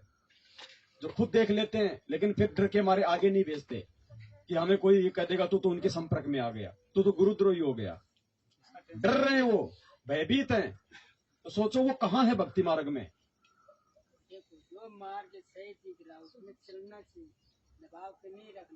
वो दोषी हो रहे हैं परमात्मा के। वो अपने आप में वो शाणे बन रहे होंगे, लेकिन वो भगवान के दोषी हो रहे हैं। कॉल तक नहीं उठाते, कॉल करते हैं, बात तक नहीं करते हैं। देखो, हमने कोशिश करनी है, जो जो हमारे संपर्क में है, हमने उन तक हर संभव ये ऑडियो वीडियो मैसेज भेजने, भले वो हमारे को गालियां दे चाहे उल्टा लिख के भेजे, वो अपनी तरफ से ब्लॉक कर दे तो बात अलग है, लेकिन हमने उनको हर संभव भेजना है। भगत 27 साल हो गई, भगवान ने गालियां खा खा के, लठ खा खा के भी आप और हमारे तक ये तत्व ज्ञान पहुंचा है ना, गांव गांव जाके सत्संग कर करके भी। आज हम किसी के सामने ब्रह्मा विष्णु महेश की चर्चा करने से डरते हैं। 27 साल से भगवान गांव गांव जाके उनकी पोल खोल रहा है। क्यों भाई? किस लिए? आप और हमारे लिए। तो आज जो हमारे भगत भाई बहन जो भूले बैठे हैं, जिनको मैनेजमेंट ने अपने शिकंजे में पकड़ा हुआ है, क्या हमारी जिम्मेदारी नहीं बनती आज? क्या एक भाई की अपने भाई के प्रति जिम्मेदारी नहीं बनती? भाई हम अगर हम स्टैंड पे रहेंगे, भगवान पे विश्वास करेंगे, तो एक समय तो दास के लोग शकल देखने से भी डरते थे, और आज हजारों की संख्या में सामने रहते हैं। तो हम लोग अपने स्टैंड पे हम रहे ना, गालियां दी तो खाई ना, हमारे को मारा तो मार खाई ना, भला बुरा कहा तो हमने सुना ना, तो परमात्मा ने आज हमारे को उसका प्रतिफल भी दे दिया ना, कि सच्चाई को दबाया जा सकता है, मिटाया नहीं जा सकता, सच्चाई आएगी ऊपर उठ के। तो जब एक व्यक्ति इतना सब कुछ कर सकता है, तो अगर आप सब भाई बहन खड़े हो जाओ तो क्या नहीं हो सकता? क्या नहीं हो सकता भाई? यही तो दिखा रहे परमात्मा की सच्चाई में दम है। एक रास्ता है खड़ा होने का, उसके घर पर जाके और सच्चाई बताना, वीडियो दिखाना मालिक का। नहीं, जबरदस्ती नहीं करनी हमने, इस प्रकार भी नहीं करना। आप जा जाके आप कितनों को समझाओगे? आपके भी परिवार में 100 जिम्मेदारी है, काम धंधे हैं। ये सोशल मीडिया किस लिए दी भगवान ने? हम इसमें ये कर सकते हैं भगत जी, हमें जो करना चाहिए। आज हम कोई 100-200 तो है नहीं, हम सच्चे वक्त, आज हम हजारों की संख्या में सच्चे वक्त भाई बहन, सच्चाई भगत जी, आज हम हजारों की संख्या में सच्चे वक्त भाई बहन है, और सबके हाथ में मोबाइल है। कितने हैं जिन्होंने अपने यूट्यूब चैनल खोल रखे हैं? कितने हैं जिन्होंने अपने फेसबुक के जो है अकाउंट खोल रखे हैं? कितने आप में से ऐसे हैं जो दास की वीडियो अपलोड करके अपने चैनल पे डाउनलोड करते हैं? कितने? ईमानदारी से बताओ। यहां पे आप में से 10 भी ऐसे नहीं होंगे जो दास के वीडियो डाउनलोड करके अपने चैनल पे डाल के आगे भेजते हैं। अगर है 10 तो मुझे बता दो। मैं हूं। ना कि इसको शेयर करो, तो इसे शेयर करते हैं। अरे वो क्या बोल मैं क्या बोल रहा हूँ भगत जी? शेयर करना चीज अलग है। यूट्यूब चैनल बना, शेयर करोगे तो वो तो मेरा जाएगा, एक ही चैनल जाएगा हर जगह। सब चैनल बनाना। आप में से कितने भाइयों ने यूट्यूब चैनल खोल रखे हैं अपने? ताकि जगत भी देखे, किताब का जो संपर्क वो सब देखे, हमारा जो जगत। अरे 10 भी नहीं होंगे बनवारी दास जी, वो क्या बोल रहे हैं? यूट्यूब चैनल है आपका? हाँ, उनने बनाया है। बनाया? हाँ, उनने बनाया। जगत देखता है, भगत नहीं देखता, जगत मेरा देखता है। तो वो तो अच्छी बात है ना, अच्छी बात है। आप बागा जी आप बोले थे ना कि सबको जिम्मेदारी, तो उसी दिन से मैं जागा। तो मैंने लॉकडाउन में भी चैनल बना के सब बहुत शेयर कर, बहुत मजा ले सब मालिक। आप बोले थे कि सबको जिम्मेदारी, तो उसी से मैं दिमाग में। मेरा कहने का मतलब है 2-4 ने तो खोल रखा है, यहाँ बैठे हुए लोग। मेरा कहने का मतलब है हम कम से कम 100 आदमी हैं, 100 में से मतलब 90 ने तो नहीं खोल रखा, जबकि सबके पास मोबाइल है। सब चैनल बनाइए। अरे एक नहीं भगत जी, 5-5 खोलने चाहिए, कोई पैसे थोड़ी लग रहे हैं। आपको 5-5 खोलने चाहिए, और हम एक भी खोलने से डर रहे हैं। फिर हम क्या सेवा कर रहे हैं? फिर हम तो स्वार्थी हो गए, हम तो स्वार्थी हो गए भगत जी। हम सुन रहे हैं और बस, बाकी चाहे जाओ बाढ़ में। फिर क्या कर रहे हैं हम? भगत जी, कल को भगवान को जवाब देना पड़ेगा, ये ना सोचना। अगर आप साथ संगति से नहीं जुड़ते, हो सकता है भगवान माफ कर दे। साथ संगति से जुड़ के यदि हम आगे नहीं बढ़ रहे हैं, भगवान माफ नहीं करेगा। ये हम प्रत्येक की जिम्मेदारी बनती है, जो यहां बैठा है, जो लाइव देख रहा है। प्रत्येक के 2-2 नहीं तो एक तो फेसबुक का अकाउंट और यूट्यूब का अकाउंट होना चाहिए। हमारी मतलब की चीज को तो हम बहुत जल्दी पकड़ लेते हैं। अरे यूट्यूब पे जाओ, वहां पे सर्च करो कि फेसबुक का अकाउंट कैसे बनाएं, यूट्यूब पे वीडियो कैसे डालें, यूट्यूब का चैनल कैसे बनाएं। दुनिया भर के लोगों ने वीडियो बना रखे, 5 मिनट में सीख जाओगे। लेकिन कौन जहमत करे? क्यों? क्योंकि जिम्मेदारियों का एहसास जिसको होगा वो करेगा। जो संगत को अपना भाई बहन समझेगा वो करेगा। जो गुरु जी को अपना बाप समझेगा ना, वो करेगा और नहीं करेगा कोई। उसमें जगत तो देखेगा ना। अरे जगत भी तो भगवान का बच्चा है, उनको भी तो सच्चाई पता लगना चाहिए ना कि क्या सही है क्या गलत है। उनको भी तो भगवान चाहिए, मोक्ष चाहिए ना। वो भी भगवान से उसी समय जुड़ेंगे जब उनको हकीकत का पता चलेगा कि मतलब दोषी कौन है और निर्दोष कौन है। हम संगत में ही सच्चाई नहीं बता रहे, जगत को क्या खाक बताएंगे? क्या जवाब दोगे कल को भगवान को भी? ये परीक्षा चल रही है भगत जी। मुझे कौन सी पेंशन मिल रही है, गाड़ियां मिलती हैं, अभी भी मौका मिल जाए तो मेरी मुंडी उतार दें, लेकिन मैं उस भगवान से डरता हूं, इनसे नहीं डरता भगत जी। मुझे पता है कि कल को आऊंगा तो मैं क्या कहूंगा, उसकी सबसे बड़ी टेंशन है। और समर्थ की शरण में फिर हमारा मालिक कहते हैं, समर्थ का शरणाग हो रंग हो रही हो, कबू ना हो अकाज राम रंग हो रही हो। फिर हमारा अकाज कौन कर देगा? कोशिश तो लाख करेंगे लोग, कोई बार बाका नहीं कर पाएगा।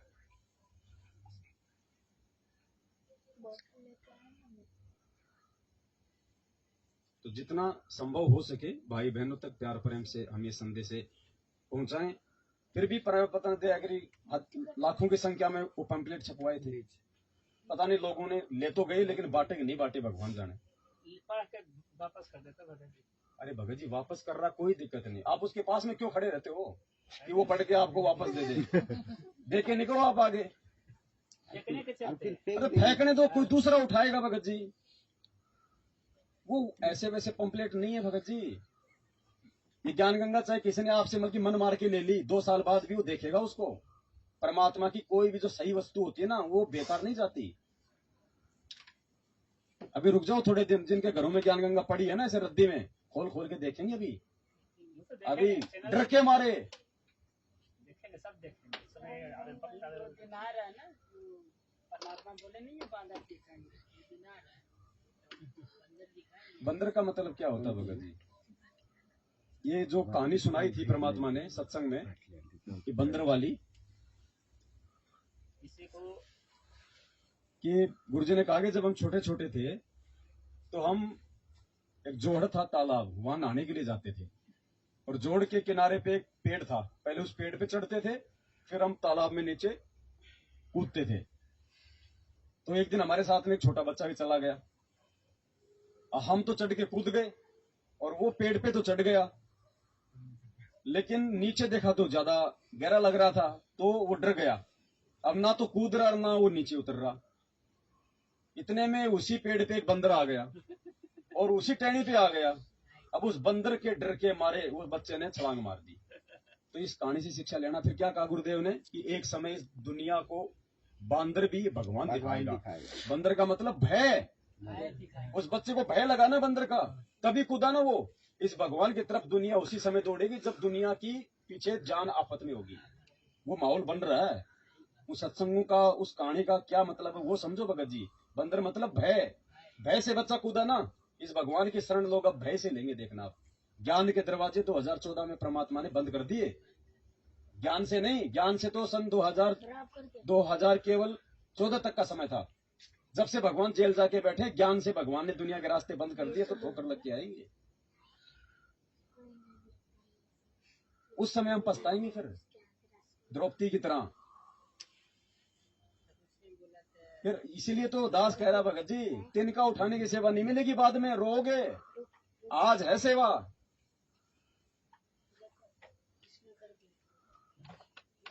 और तुमसे कोई पैसे नहीं ले रहा। उधर थे तो 4-4 बिस्कुट खा रहे थे, इधर बढ़िया बढ़िया गुलाब जामुन मिल रहे, फिर भी आगे सेवा नहीं। बिस्कुट खा के 10 बजे 12 बजे यहाँ आते हो, आप लोगों को कितना मान सम्मान मिलता है, आप लोगों को कितनी इज्जत मिलती है, कितने प्यार से आपसे बात की जाती है। और उधर जाड़ पीस पीस के सेवा करवाई जाती है, उल्टा बोल बोल के, और वहां झकमरा के करते हैं, फिर भी आगे नहीं बढ़े। 12 घंटे की ड्यूटी करते हैं, अब उसमें देखो कितना वो करते हैं इस काम के लिए। थोड़ा सा भगत जी हम विचार करें परमात्मा की दया से। उसके बाद दूसरी कहानी परमात्मा ने हमारे को सुनाई गणिका बहन की, इसी निंदा के ऊपर। 4 कथाएं भगत जी, और आज ये चारों कथा सुनने के बाद देखो, जब तक नहीं पता होता है, जब तक बच्चा नादान होता है किसी भी विषय पे, तब तक माँ बाप उसको माफ करते हैं। 6 महीने का बच्चा माता की गोद में पेशाब कर दे तो माता उसको मारती नहीं है, उसको नहलाती है, उसको प्यार करती है। और वही बच्चा 2 साल का होकर अगर माँ की गोद में पेशाब कर देगा, नीचे उतार के 2 थप्पड़ मारती है, क्योंकि वो ज्ञानी हो गया था। उसको पेशाब करने की जगह कहाँ है उसको मालूम पड़ गया था। उसके बावजूद भी उसने माता की गोद में पेशाब किया, उसने बिस्तर में पेशाब किया, इसलिए वो मार खाता है। जब तक हमें नहीं पता है इन सब बातों का, इन कथाओं के निष्कर्ष का, तब तक परमात्मा हमें माफ करेगा, हमें समझाने का प्रयास करेगा। जब हमें पता चल जाएगा कि सात संगतियों से मैं जुड़ चुका हूं, सात संगति से जुड़ के मुझे क्या करना है, उसके बाद यदि हम गलती करेंगे, आज के बाद यदि यहां बैठे हुए किसी भी भाई बहन ने या लाइव देख रहे किसी भी भाई बहन ने यदि ये निंदा चुगली वाली भूमिका निभाई जिंदगी में भूल के, परमात्मा के घोर दोषी होगे।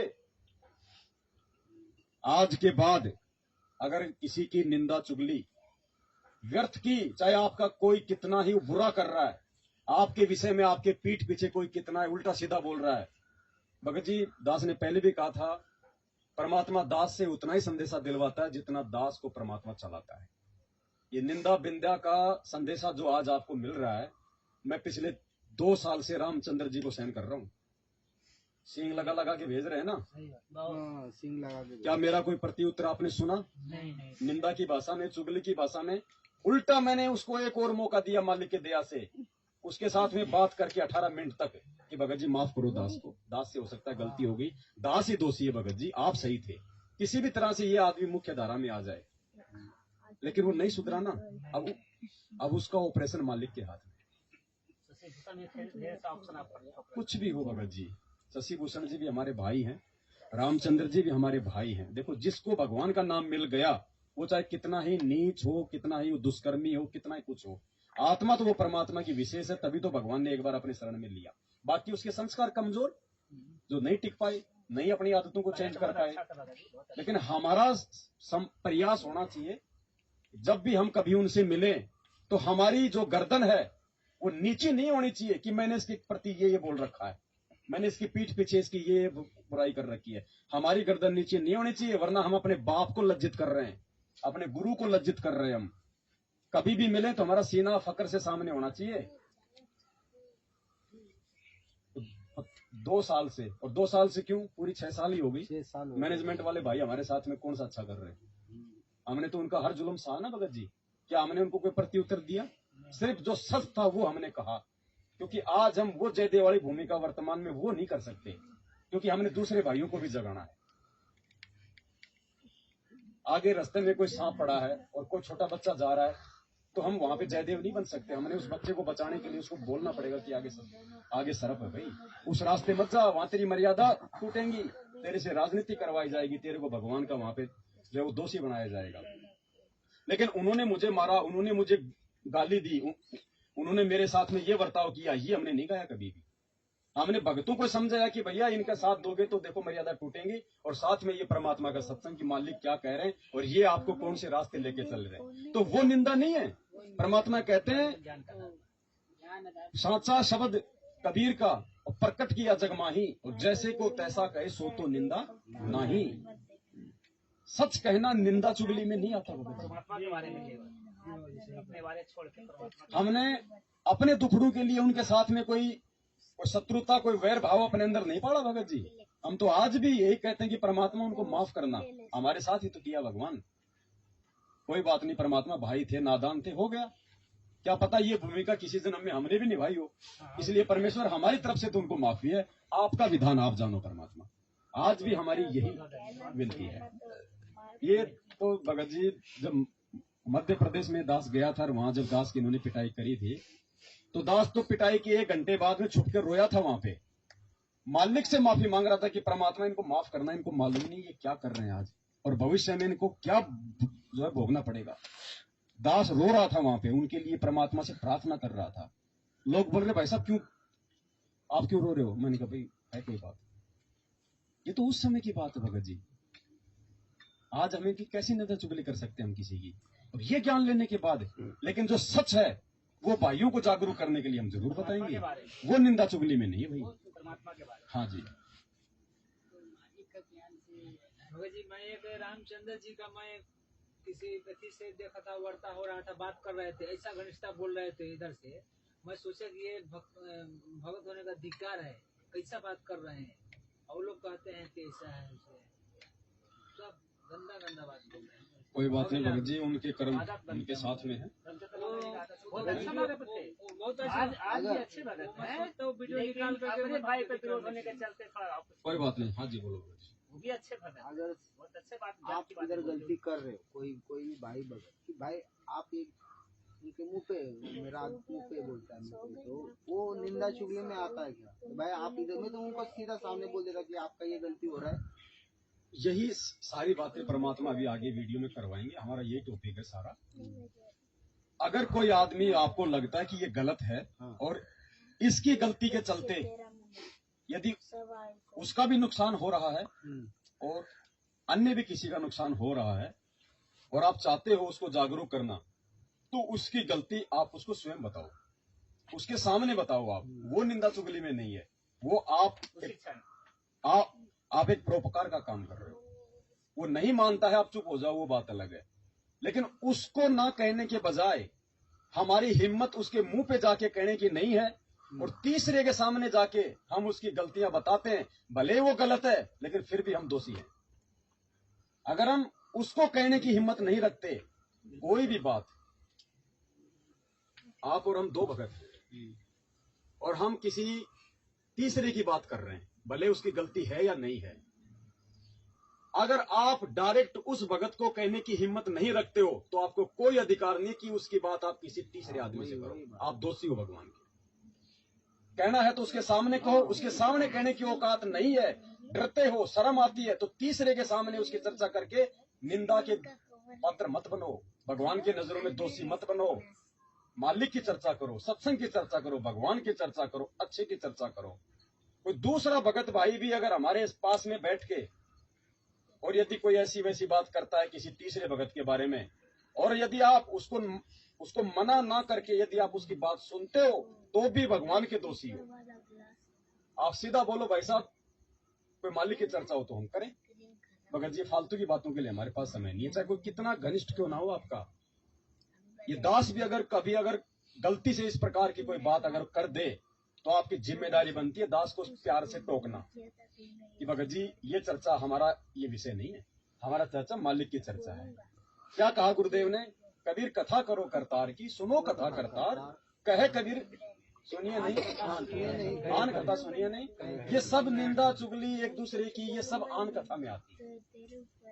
क्या कहा? चर्चा करे तो भगवान की करे, नहीं तो चर्चा ही मत करो, वरना तुम दोषी ही बनोगे। फिर निंदा चुगली करके निंदा तो ऐसी लगे जैसे दही बड़े, फिर हम भगवान के दोषी हो जाएंगे। आज यही तो हमारा टॉपिक है भगत जी। हमने आत्मिक उत्थान की ओर आगे बढ़ना। अब हम वो गलतियां ना करें जिन गलतियों के चलते काल हमारे को फांस लेता है हर बार। ये कलयुग हर बार आता है हमारे जीवन में। ये पहला समय नहीं है जो हम इस कलयुग की पिछली पीढ़ी में इस भगवान के शरण में। ऐसे ऐसे कलयुग हमने बहुत निकाल दिए और हर कलयुग में हमारे को इतना ही ज्ञान होता है क्योंकि शिक्षा होती है। परमात्मा हमारे को अक्सर ज्ञान से युक्त करते हैं, हमारे को ये अनमोल ज्ञान देते हैं। हम इतने ही ज्ञानी होते हैं फिर भी हम कहीं ना कहीं मार खा जाते हैं। और ऐसे कलयुग हमने पता नहीं कितने निकाल दिए। हर कलयुग में भगवान वही बात है। तो भाई इसलिए परमात्मा कहते हैं समझा है तो सिर दरपार भाउर नहीं रे। इसलिए आज हमने अभी तो एक बात बताओ, हम ये पांचों जो गहने हैं, सील, संतोष, विवेक, दया, अक्षमा, इसके अलावा 16 गहने और हैं, है ना? परोपकार, पता नहीं क्या क्या नाम बताए परमात्मा ने, सहनशीलता बहुत हैं, मृदुभाषी, है ना, दयावान, बहुत सारे। 5 तो मुख्य गहने, जैसे माता बहनें पहनती हैं मैन 5, या पहन लिया, हाथों में पहन लिया। और कुछ गहने ऐसे हैं जो मतलब कि हमारे को दिखाई नहीं देते, वो मतलब अंदरूनी को पहने जाते हैं। तो मैन तो 5 गहने हमारे, सील, संतोष, विवेक, दया, अक्षमा। अब इन 5 गहनों को तो हम उस समय पहनेंगे पहले तो हमारे से वो सांसारिक जो गहने हैं वो ही नहीं उतर रहे, जो भक्ति मार्ग में बाधक है। ये सोना चांदी डायमंड फलाना दिखना, ये नकली अंगूठी चीटी पता नहीं आर्टिफिशियल, हमारे से वो नकली गहने नहीं उतर रहे। इनको तो धारण हम कौन से दिन करेंगे?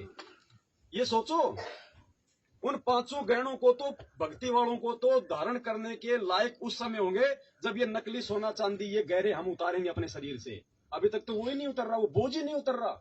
जबकि भगवान ने सीधा सीधा कह दिया कि सोने में तो काल का प्रवेश है, इसको पहनना तो दूर, इसको तो अपने घर में भी नहीं रखना चाहिए। और हम अपने नाक कान में उसको भगत होके सजा के घूम रहे हैं। क्या कर रहे हैं हम? वो पांचों गहने तो कोसों दूर है। अभी हम कहाँ खड़े भक्ति मार्ग में? नियम वो ही नहीं है जो आपको पर्चों पे लिख के दे दिए। क्या कहा परमात्मा ने?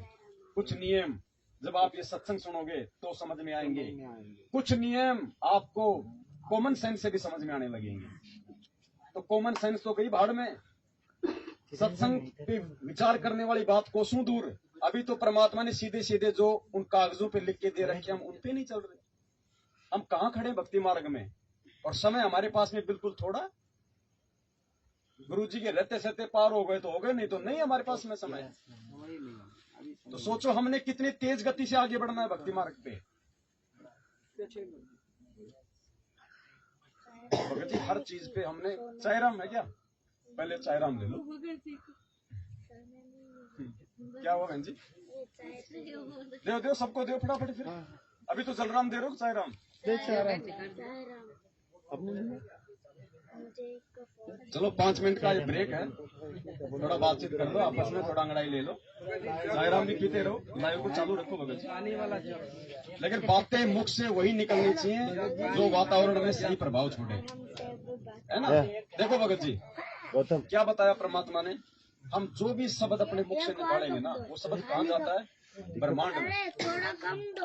और यदि हम कोई अच्छा शब्द निकालेंगे तो उसका अच्छा प्रभाव होगा, कम करो इसमें। गलत शब्द निकालेंगे तो गलत प्रभाव होगा। कम करो उसमें। अब एक हम क्या करते, हाँ हाँ हाँ हाँ, अब इसका क्या प्रभाव होगा? वो सबके सिर में वो दर्द रखेगा, हाँ हाँ, यानी घूमता घूमता जाएगा वो सबके दिमाग में वो दर्द पैदा करेगा। आज हम कई बार कह देते सिर भारी भारी हो रहा है। क्यों हो रहा है? ये दुनिया भर की फैक्ट्री की आवाज, ये गाड़ी घोड़ों की आवाज, लड़ाई झगड़ों की आवाज, क्या है वो शब्द? वो भारी भारी तो करेंगे हमारे को, क्योंकि शब्द घूमते रहते हैं, वो टकराते रहते हैं हमारे से।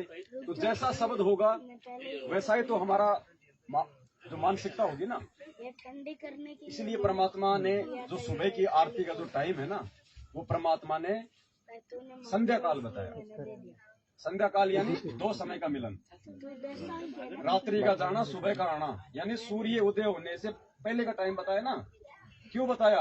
उस समय तक वातावरण शांत रहता है। दुनिया का शोर शराबा, ऑफिस में जाना, गाड़ी घोड़े, इतनी नहीं चलती, वातावरण शांत रहता है। उस समय यदि तुम परमेश्वर की आरती करोगे तो तुम्हारा भी आरती में मन लगेगा, और तुम्हारे जो शब्द हैं वो दुनिया वालों के कुशब्दों से पहले ब्रह्मांड में जाएंगे। तो अच्छा। और आप भगत जी, आप जो 9 बजे आरती शुरू करो, जब धूप निकल जाए, हाँ हो शुरू हो जाए, पहली बात तो आपका आरती करने में मन नहीं करेगा, और मन करेगा तो आप फटाफट ठोकोगे उसको कि फटाफट मेरा पीछा छूटे। फिर आरती क्या कर रहे हैं? वो 12 बजे तक का टाइम तो भगवान ने उन नालायकों के लिए दिया है जो सुबह आरती नहीं कर सकते, जो अभी इस भक्ति और भगवान को इतना महत्व नहीं दे रहे। वो तो उनके लिए कि कम से कम 12 बजे तक तो कर लेंगे, विधान तो नहीं टूटेगा भगवान का। हमारे डेली 5 बजे भक्तों के लिए तो परमात्मा ने जो समय निर्धारित कर दिया, संध्या, शांति रखो भगत जी। तीनों समय का तो क्या बताया? संध्या, दोपहर की आरती 12 से 2 के बजे के बीच, शाम की आरती सूर्य अस्त के बाद, और सुबह की आरती जो समय बताया परमात्मा ने संध्या, सूर्य उदय होने से पहले। बहुत अच्छा लगता है। तो बताओ भगत जी, अभी नहीं हो पा रहा है, अलग बात है। आपको टाइम का नहीं पता चलेगा सुबह सुबह अगर हम, ठीक है, शुरू में जिसकी हैबिट नहीं है तो हैबिट तो डालनी पड़ेगी ना भाई। फिर कौन से दिन डालेंगे बताओ? बूढ़े हो जाएंगे तब डलेगी। मालिक कहते हैं रण, भक्ति और दान, ये तीनों काम जवान। जवान व्यक्ति जो भक्ति कर लेगा, जो दान धर्म कर लेगा, जो संघर्ष कर लेगा, बूढ़ा नहीं कर सकता। बाद में तो फिर कभी जाड़ पड़वाओगे, कभी घुटनों में दर्द, कभी कान में दर्द, कभी पेट में दर्द, कभी बदन, कभी खांसी, कभी जुकाम, फिर भक्ति नहीं होगी। परमात्मा कहते हैं इस युवा अवस्था में अगर तुम इस भक्ति मार्ग की स्पीड खींच दोगे तो खींच दोगे, आगे भक्ति नहीं होगी। थोड़ा ध्यान रखना भाई, उधर वो आईपैड भी है, कहीं मार दो टक्कर, कहीं बूढ़े की देह तोड़ दो।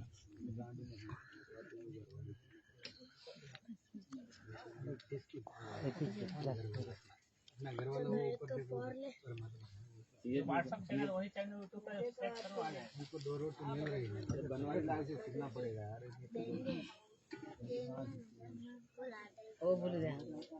मालिक का कोई शब्द गाते, लेकिन अब क्या करें भाई साहब के पड़ोसी आड़ोसी मालिक का थोड़ा पीछे से अब परमात्मा की प्रेरणा से ऐसा मालिक ने शब्द जितने भी परमात्मा के जो शब्द है ना, इन सभी शब्दों को हम लिख के उसको टाइप करवा के और एक पुस्तक बनवाएंगे और हर साथ संगति में सबको बांटा जाएगा, ताकि जो भी शब्द हम पढ़े तो सारे भाइयों के हाथ में वो शब्द हो और सब एक सुर में एक ताल में परमात्मा के शब्द बीच बीच में हर आधे घंटे बाद शब्द तो हमने गाने भगत जी, भगवान थोड़ी गाएगा। भगवान ने तो गा के दे दिया, हमारी को दिखा दिया कि नालायक को देखो मैं तो अपने गुरु के लिए गा रहा हूँ। अब तुम अभी दिख रहा हूँ। भगवान कब तक गाता रहेगा? 27 साल से भगवान ने आरती करी, हमने नहीं करी। या तो मोबाइल ने आरती करी या फिर गुरुजी ने आरती करी, हमने तो खाली सुनी है। अरे अब आरती करेंगे तब कुछ पाएंगे। नहीं वो आप बात बोलते ना, वो पहला बार जो नाम दीक्षा लेता है वो बरोबर पुस्तक से करता है। वो पहले तो मोबाइल नहीं था, अब ये लोग को देखो दारू, ये तो अच्छा बात है भाई। ये तो चाय भी पी रहे हैं, रमेड़ी भी कर रहे हैं। मैं क्यों पागल बन रहा हूँ? मैं पागल बन रहा हूँ। अभी बोलते अरे वो तो एक मन तो काज हो रहे हैं। नहीं वो तो जूने भगत है, अपने से सीनियर है, वो तो उनको ज्यादा मालूम है। अरे भाई ऐसा ही करने का थोड़ा इधर हो। बताओ, सही बात है। ये जो अनुभव है ना, ये आप बताओ अपना वास्तव में। सरवर भगत के पास जाते थे तो वहाँ मालिक का संध्या आरती लगा रहता था, चर्चा होता था। सुनो भगत जी का बात सुनो पूरा एक बार अच्छे से। भगत जब पहले जो भगत लोग नाम दीक्षा लेते, सबसे भगत जी सारी की सेवा करने के लिए बोलने की यहाँ से आवश्यकता रास्ता करेंगे आने का। हाँ, कोई भी भाई, मैं किसी को नहीं कह रहा कि कहीं कोई अपने ऊपर ले ले। जो मेरा अनुभव बता रहा हूँ कि भाई भगत जी, मेरा अनुभव बता रहा हूँ कि जब मेरे को पहला नाम दीक्षा मैंने ले लिया तो पुस्तक दिया था, माला दिए थे। माला तो नहीं मिली थी मेरे को, वो कार्ड मिला था मंत्र। तो मैं वो तो उसको इतना ये करता था कि भाई ये पुस्तक नहीं, ये तो बहुत बड़ा कोई अपने को क्या बोलते वो ग्रंथ मिल गया। तीनों टाइम का आरती बराबर टाइम पे, भले सुबह वो लोग ने बताया था कि रात के 12 बजे, सुबह 12, तो 8 बजे 9 बजे वो भी कैसे भी करता ही था, और वो पुस्तक से ही करता था। और शुरू में तो हम शुरू में तो हम लोग मतलब टाइम का भी ध्यान रखते थे। हाँ, सुबह उठते सबसे पहले पहले ये करने का, बाकी सब काम मंत्र करने, नहा धो के पहला नहीं, वो पहले से भाई नहा धो के आरती करना है, मंत्र करना है, फिर बाकी का काम करना है। और उस टाइम में मेरे पास माला बिला नहीं थी, वो मंत्र वो पत्थर से करता था। 11 पत्थर ये रख लेता था, एक मंत्र हो गया, 22 पत्थर ऐसा, फिर 10 ये हो गया, एक इधर का ये हो गया, 108 वैसा कर लेता था। वो अच्छी तरह से भक्ति हो रहा था। और जैसे मैंने ये लोग के साथ में जाना उठना बैठना हो गया, मैं देखने लगा भाई ये कैसा, ये वीडियो मोबाइल पे लगा रहे हैं, कोई खाना बना रहा है, कोई जा रहा है क्या चाय पी रहा है। अरे बोले ये तो अपन तो हाँ कोई बातचीत भी कर रहे हैं। अरे बोले ये कैसी है, ये तो यानी ये तो अपने सीनियर है, इनको ज्यादा मालूम है, आप नहीं एड़े। और ये सही कर रहे हैं। हाँ ये सही कर रहे हैं, हम गलत कर रहे हैं, हम गलत कर रहे हैं, तभी लाभ नहीं हो रहे कुछ, तभी हम कोऑर्डिनेटर नहीं बन रहे, कभी हमारे को सारनाम नहीं मिल रहा। कोऑर्डिनेटर का बात नहीं, लेकिन नहीं अपन परमात्मा बोलते हैं ना कि भाई ये जो भक्ति है, विधि है ना, ये आपको चलते फिरते करना है। तो हाँ, तो क्या चलते फिरते करना है अपने को समझ में है नहीं, तो अपन ये भक्ति का पूरा ही विधि चलते फिरते करना ऐसे ले लेते हैं। पॉकेट में मोबाइल पॉकेट में मोबाइल चालू है। आसान तरीका मिल गया ना। अरे बहुत सरल तरीका, बहुत सरल। अरे देखो लोगों को भी बोलते थे, अरे इतना भक्ति करना क्या, मोबाइल पे चालू करके हो गया तुम्हारी भक्ति क्या। इसलिए परमात्मा कहते हैं ज्ञान संपूर्ण हुआ नहीं, हृदय नहीं छिदाए, देखा देखी भक्ति का रंग नहीं रहा है। अपना साला तो मोबाइल भक्ति कर रही थी हम लोग कुछ नहीं कर रहे थे। नहीं सही में यार, मोबाइल में मेरा मोबाइल 2 बार गटर में गया, कुछ नहीं हुआ। वो तो वो भगत जी एक बार बोले ना, अरे भाई तू कहाँ भक्ति कर रहा है, वो तो मोबाइल कर रहा है, और इसके लिए उसको कुछ नहीं हुआ। फिर बोला अरे बरो मोबाइल का नसीब अच्छा था। मोबाइल का नसीब अच्छा है, उसको तो परमात्मा क्यों वो आलस नहीं किया। वो आलस नहीं कर रहा था, अपन आलस कर रहे थे। नहीं बात सही है भगत जी, जो टाइम पे आता है ना, यानी जो ठीक का समय आता है ना, वो भी मेरे को पूरा यकीन है।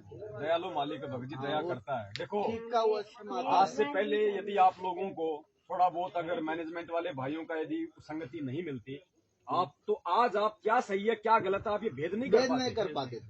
पहले आपको परमात्मा ने वहां दिखाया, फिर आपको भगवान ने इधर जोड़ा, तो आज आप निर्णय कर सकते हो कि वास्तव में उस परमात्मा का सही मार्ग कहाँ से चलना, और तभी हम टिकेंगे। परमात्मा की वाणी की भाई सोई जन्म मेरा जो नीर खीरता करे निबेरा। वही भगत जी फिर वापिस गोल राउंड करके वही क्वेश्चन आ जाता। क्या मालूम मेरे दिमाग कि ये लोग का बुद्धि खुले तो कैसा खुले, अपन कैसे समझाए को अभी अपन सब इसका परमात्मा इसका जवाब आपको दिलवा। मैं सोचा आप समझदार हो, आप भी समझ जाओगे इशारों में, नहीं समझे नहीं कांटा फिर सुई पे अटक जाता ना कि परमात्मा। देखो भगत जी कह रहे हैं कि हम एक ही गुरु के चेले हैं, समान ज्ञान दिया भगवान ने हमारे को, हमारी समझ में आ गया, और उन लोगों को हम समझा रहे हैं तो भी समझ में नहीं आ रहा, ये चक्कर क्या है। तो चक्कर भगत जी परमात्मा ने सबसे बड़ा बताया हमारे पिछले जन्म के भक्ति संसारों का। परमात्मा कहते हैं पिछले ही जन्म से होते हैं पूर्ण हंस मुराद। हमारी पिछले जन्मों की भक्ति कहाँ तक की है। 2 मिनट बाद जैसे आपके 2 बच्चे हैं, एक बच्चा आपका 5 साल का है, एक बच्चा आपका 20 साल का है। दोनों बच्चों को आप डॉक्टर बनाना चाहते हैं। एक बच्चे को आपने MBBS में दाखिला दिला दिया, वो डॉक्टर की पढ़ाई कर रहा है। 5 साल वाला बच्चा अभी आपका जो है वो LKG में पढ़ रहा है। दोनों को डॉक्टर बनना है। अब जो बच्चा जो डॉक्टरी की जो पढ़ाई कर रहा है फाइनल, वो ये सोचे कि यार उसको भी डॉक्टर बनना है? वो फाइनल में क्यों नहीं आ रहा। आज मैं डॉक्टर बनने जा रहा हूँ, वो अभी LKG में बनना, उसको भी डॉक्टर है, वो डॉक्टर बनने की तरफ क्यों नहीं बढ़ रहा, मेरे साथ क्यों नहीं आ रहा। क्या वो 5 साल का बच्चा वो MBBS वाला ज्ञान वो ग्रहण करने के लायक है? क्या उस बच्चे में इतनी बुद्धि है? पढ़ना उसको भी डॉक्टरी है, जाना उनको भी सतलोक है। हम भी सतलोक जाने के लिए MBBS रूपी साथ संगति में एडमिशन हो गया। हम सोच रहे हैं कि वो भी आ जाएं, लेकिन वो जबरदस्ती उड़ के नहीं आएंगे, क्योंकि उनके संस्कार इतने मजबूत नहीं है, उनके अंदर ये विवेक, ये बुद्धि, ये नीर खीर का निबेरा करने की क्षमता नहीं है। उनको अभी सीढ़ियां चढ़ना बाकी है। हो सकता है इनको कई जन्म और लेने पड़ जाए। जो भूमिका आज वो निभा रहे हैं, पिछले जन्म में हम कई बार निभा चुके हैं। हमसे पहले वाली आत्माएं भी ये सोचा करती थी कि यार इनकी बुद्धि में ये बात क्यों नहीं बस रही। जो भूमिका आज गुरु जी का भाई निभा रहा, हो सकता है किसी जन्म में हमने भी निभाई भगोड़े की, गुरु जी के साथ में वो दगा करने की हमने भी निभाई है, क्योंकि ये हमारा एक पहला जन्म थोड़ी है। जन्म तो है ही नहीं, ये बात 4 युग में थे। इसलिए हमको उनके ऊपर रहम आना चाहिए, उन पे दया आनी चाहिए। उनके साथ हमने राग द्वेष ईर्ष्या नहीं, बल्कि उनके हित के लिए हमारा प्रयास उनको समझाने का होना चाहिए। और कोई नहीं समझ पा रहा तो उसके संस्कार कमजोर हैं। परमात्मा ने क्या बताया कि एक व्यक्ति जो IAS ऑफिसर है, जिला कलेक्टर है, और एक व्यक्ति 90 साल का बूढ़ा अनपढ़ है। 90 साल वाला तो गुरुजी से नाम लेकर दृढ़ता से भक्ति कर रहा है, और IAS ऑफिसर गुरुजी का मजाक उड़ाता है कि वो जेई अरे हरियाणा में नौकरी करता था यार, हमारे गांव के पास उसका गांव है, तो उसको भगवान कह रहा है, तेरी बुद्धि भ्रष्ट हो गई। क्यों? वो पढ़ा लिखा होने के बावजूद भी उसके संस्कार मजबूत नहीं है। शिक्षा से या पढ़ाई से ये चीजें समझ में नहीं आती। परमात्मा कहते हैं यहाँ का PhD समझना बहुत आसान है, परमात्मा का ज्ञान समझना महाभारत है। ये तो उसी आत्मा को समझ में आएंगे जिसके पिछले जन्म जन्मांतरों के भक्ति संस्कार मजबूत होंगे। वही बात हो गई, क्या उनको समझाएंगे। हमने अपना विधान पूरा करना भगत जी, धर्म बनता भगत, हमने विधान पूरा करना है। धर्म बनता है। क्या गुरुजी को नहीं पता कि जितने लोग मेरे भगत बन गए इनमें से अंत में कितने पार होंगे? क्या 650 साल पहले उस परमात्मा को नहीं पता था कि इन 64 लाख में से कितने जाएंगे सतलोक? फिर भी भगवान सबको ज्ञान दे रहा था ना, सबको बार बार यही कह रहा था ना कि बच्चों भक्ति करो सब सतलोक जाएंगे, जबकि उनको पता था ना कि सतलोक नहीं जाएंगे। तो भले ही हमें पता चल रहा है इन बातों का उनके संस्कार कमजोर हैं, अभी वो सच्चाई समझने के लायक नहीं है, लेकिन हमने तो अपना प्रयास करके हमने तो अपने गुरुदेव के पच्चनों पे चलते हुए हमने अपना उस शिष्य धर्म निभाना है। भगत कल जी को गुरुजी ये ना कह दे, बैटरी चार्जर लगा दो। कल को गुरुजी ये ना कह दे कि नालायक तुझे पता था तो तूने उनको क्यों नहीं आगाह किया। बस इसको सीधा करना। हमारे को ये टेंशन नहीं होनी चाहिए कि वो क्यों नहीं समझ रहे, वो उनके अपने संस्कार है भाई। मालिक जाने एक बाप के 4 लड़के हैं, एक तो बन गया पढ़ लिख के जिला कलेक्टर, 3 खेत में हल चला रहे हैं। अब उनके संस्कार भाई, चार्जर लेके आओ। उनके संस्कार, बाप ने उसको कलेक्टर नहीं बनाया। वो बाप गांव में ताली पीटता है ना, मैंने मेरे छोरे को कलेक्टर बना दिया, वो 3 लड़कियों जोत रहे उनको बढ़ा देता। अगर तूने बनाया तो उनको उनके संस्कारों ने बनाया। तो इसी प्रकार इस भक्ति मार्ग में भगत जी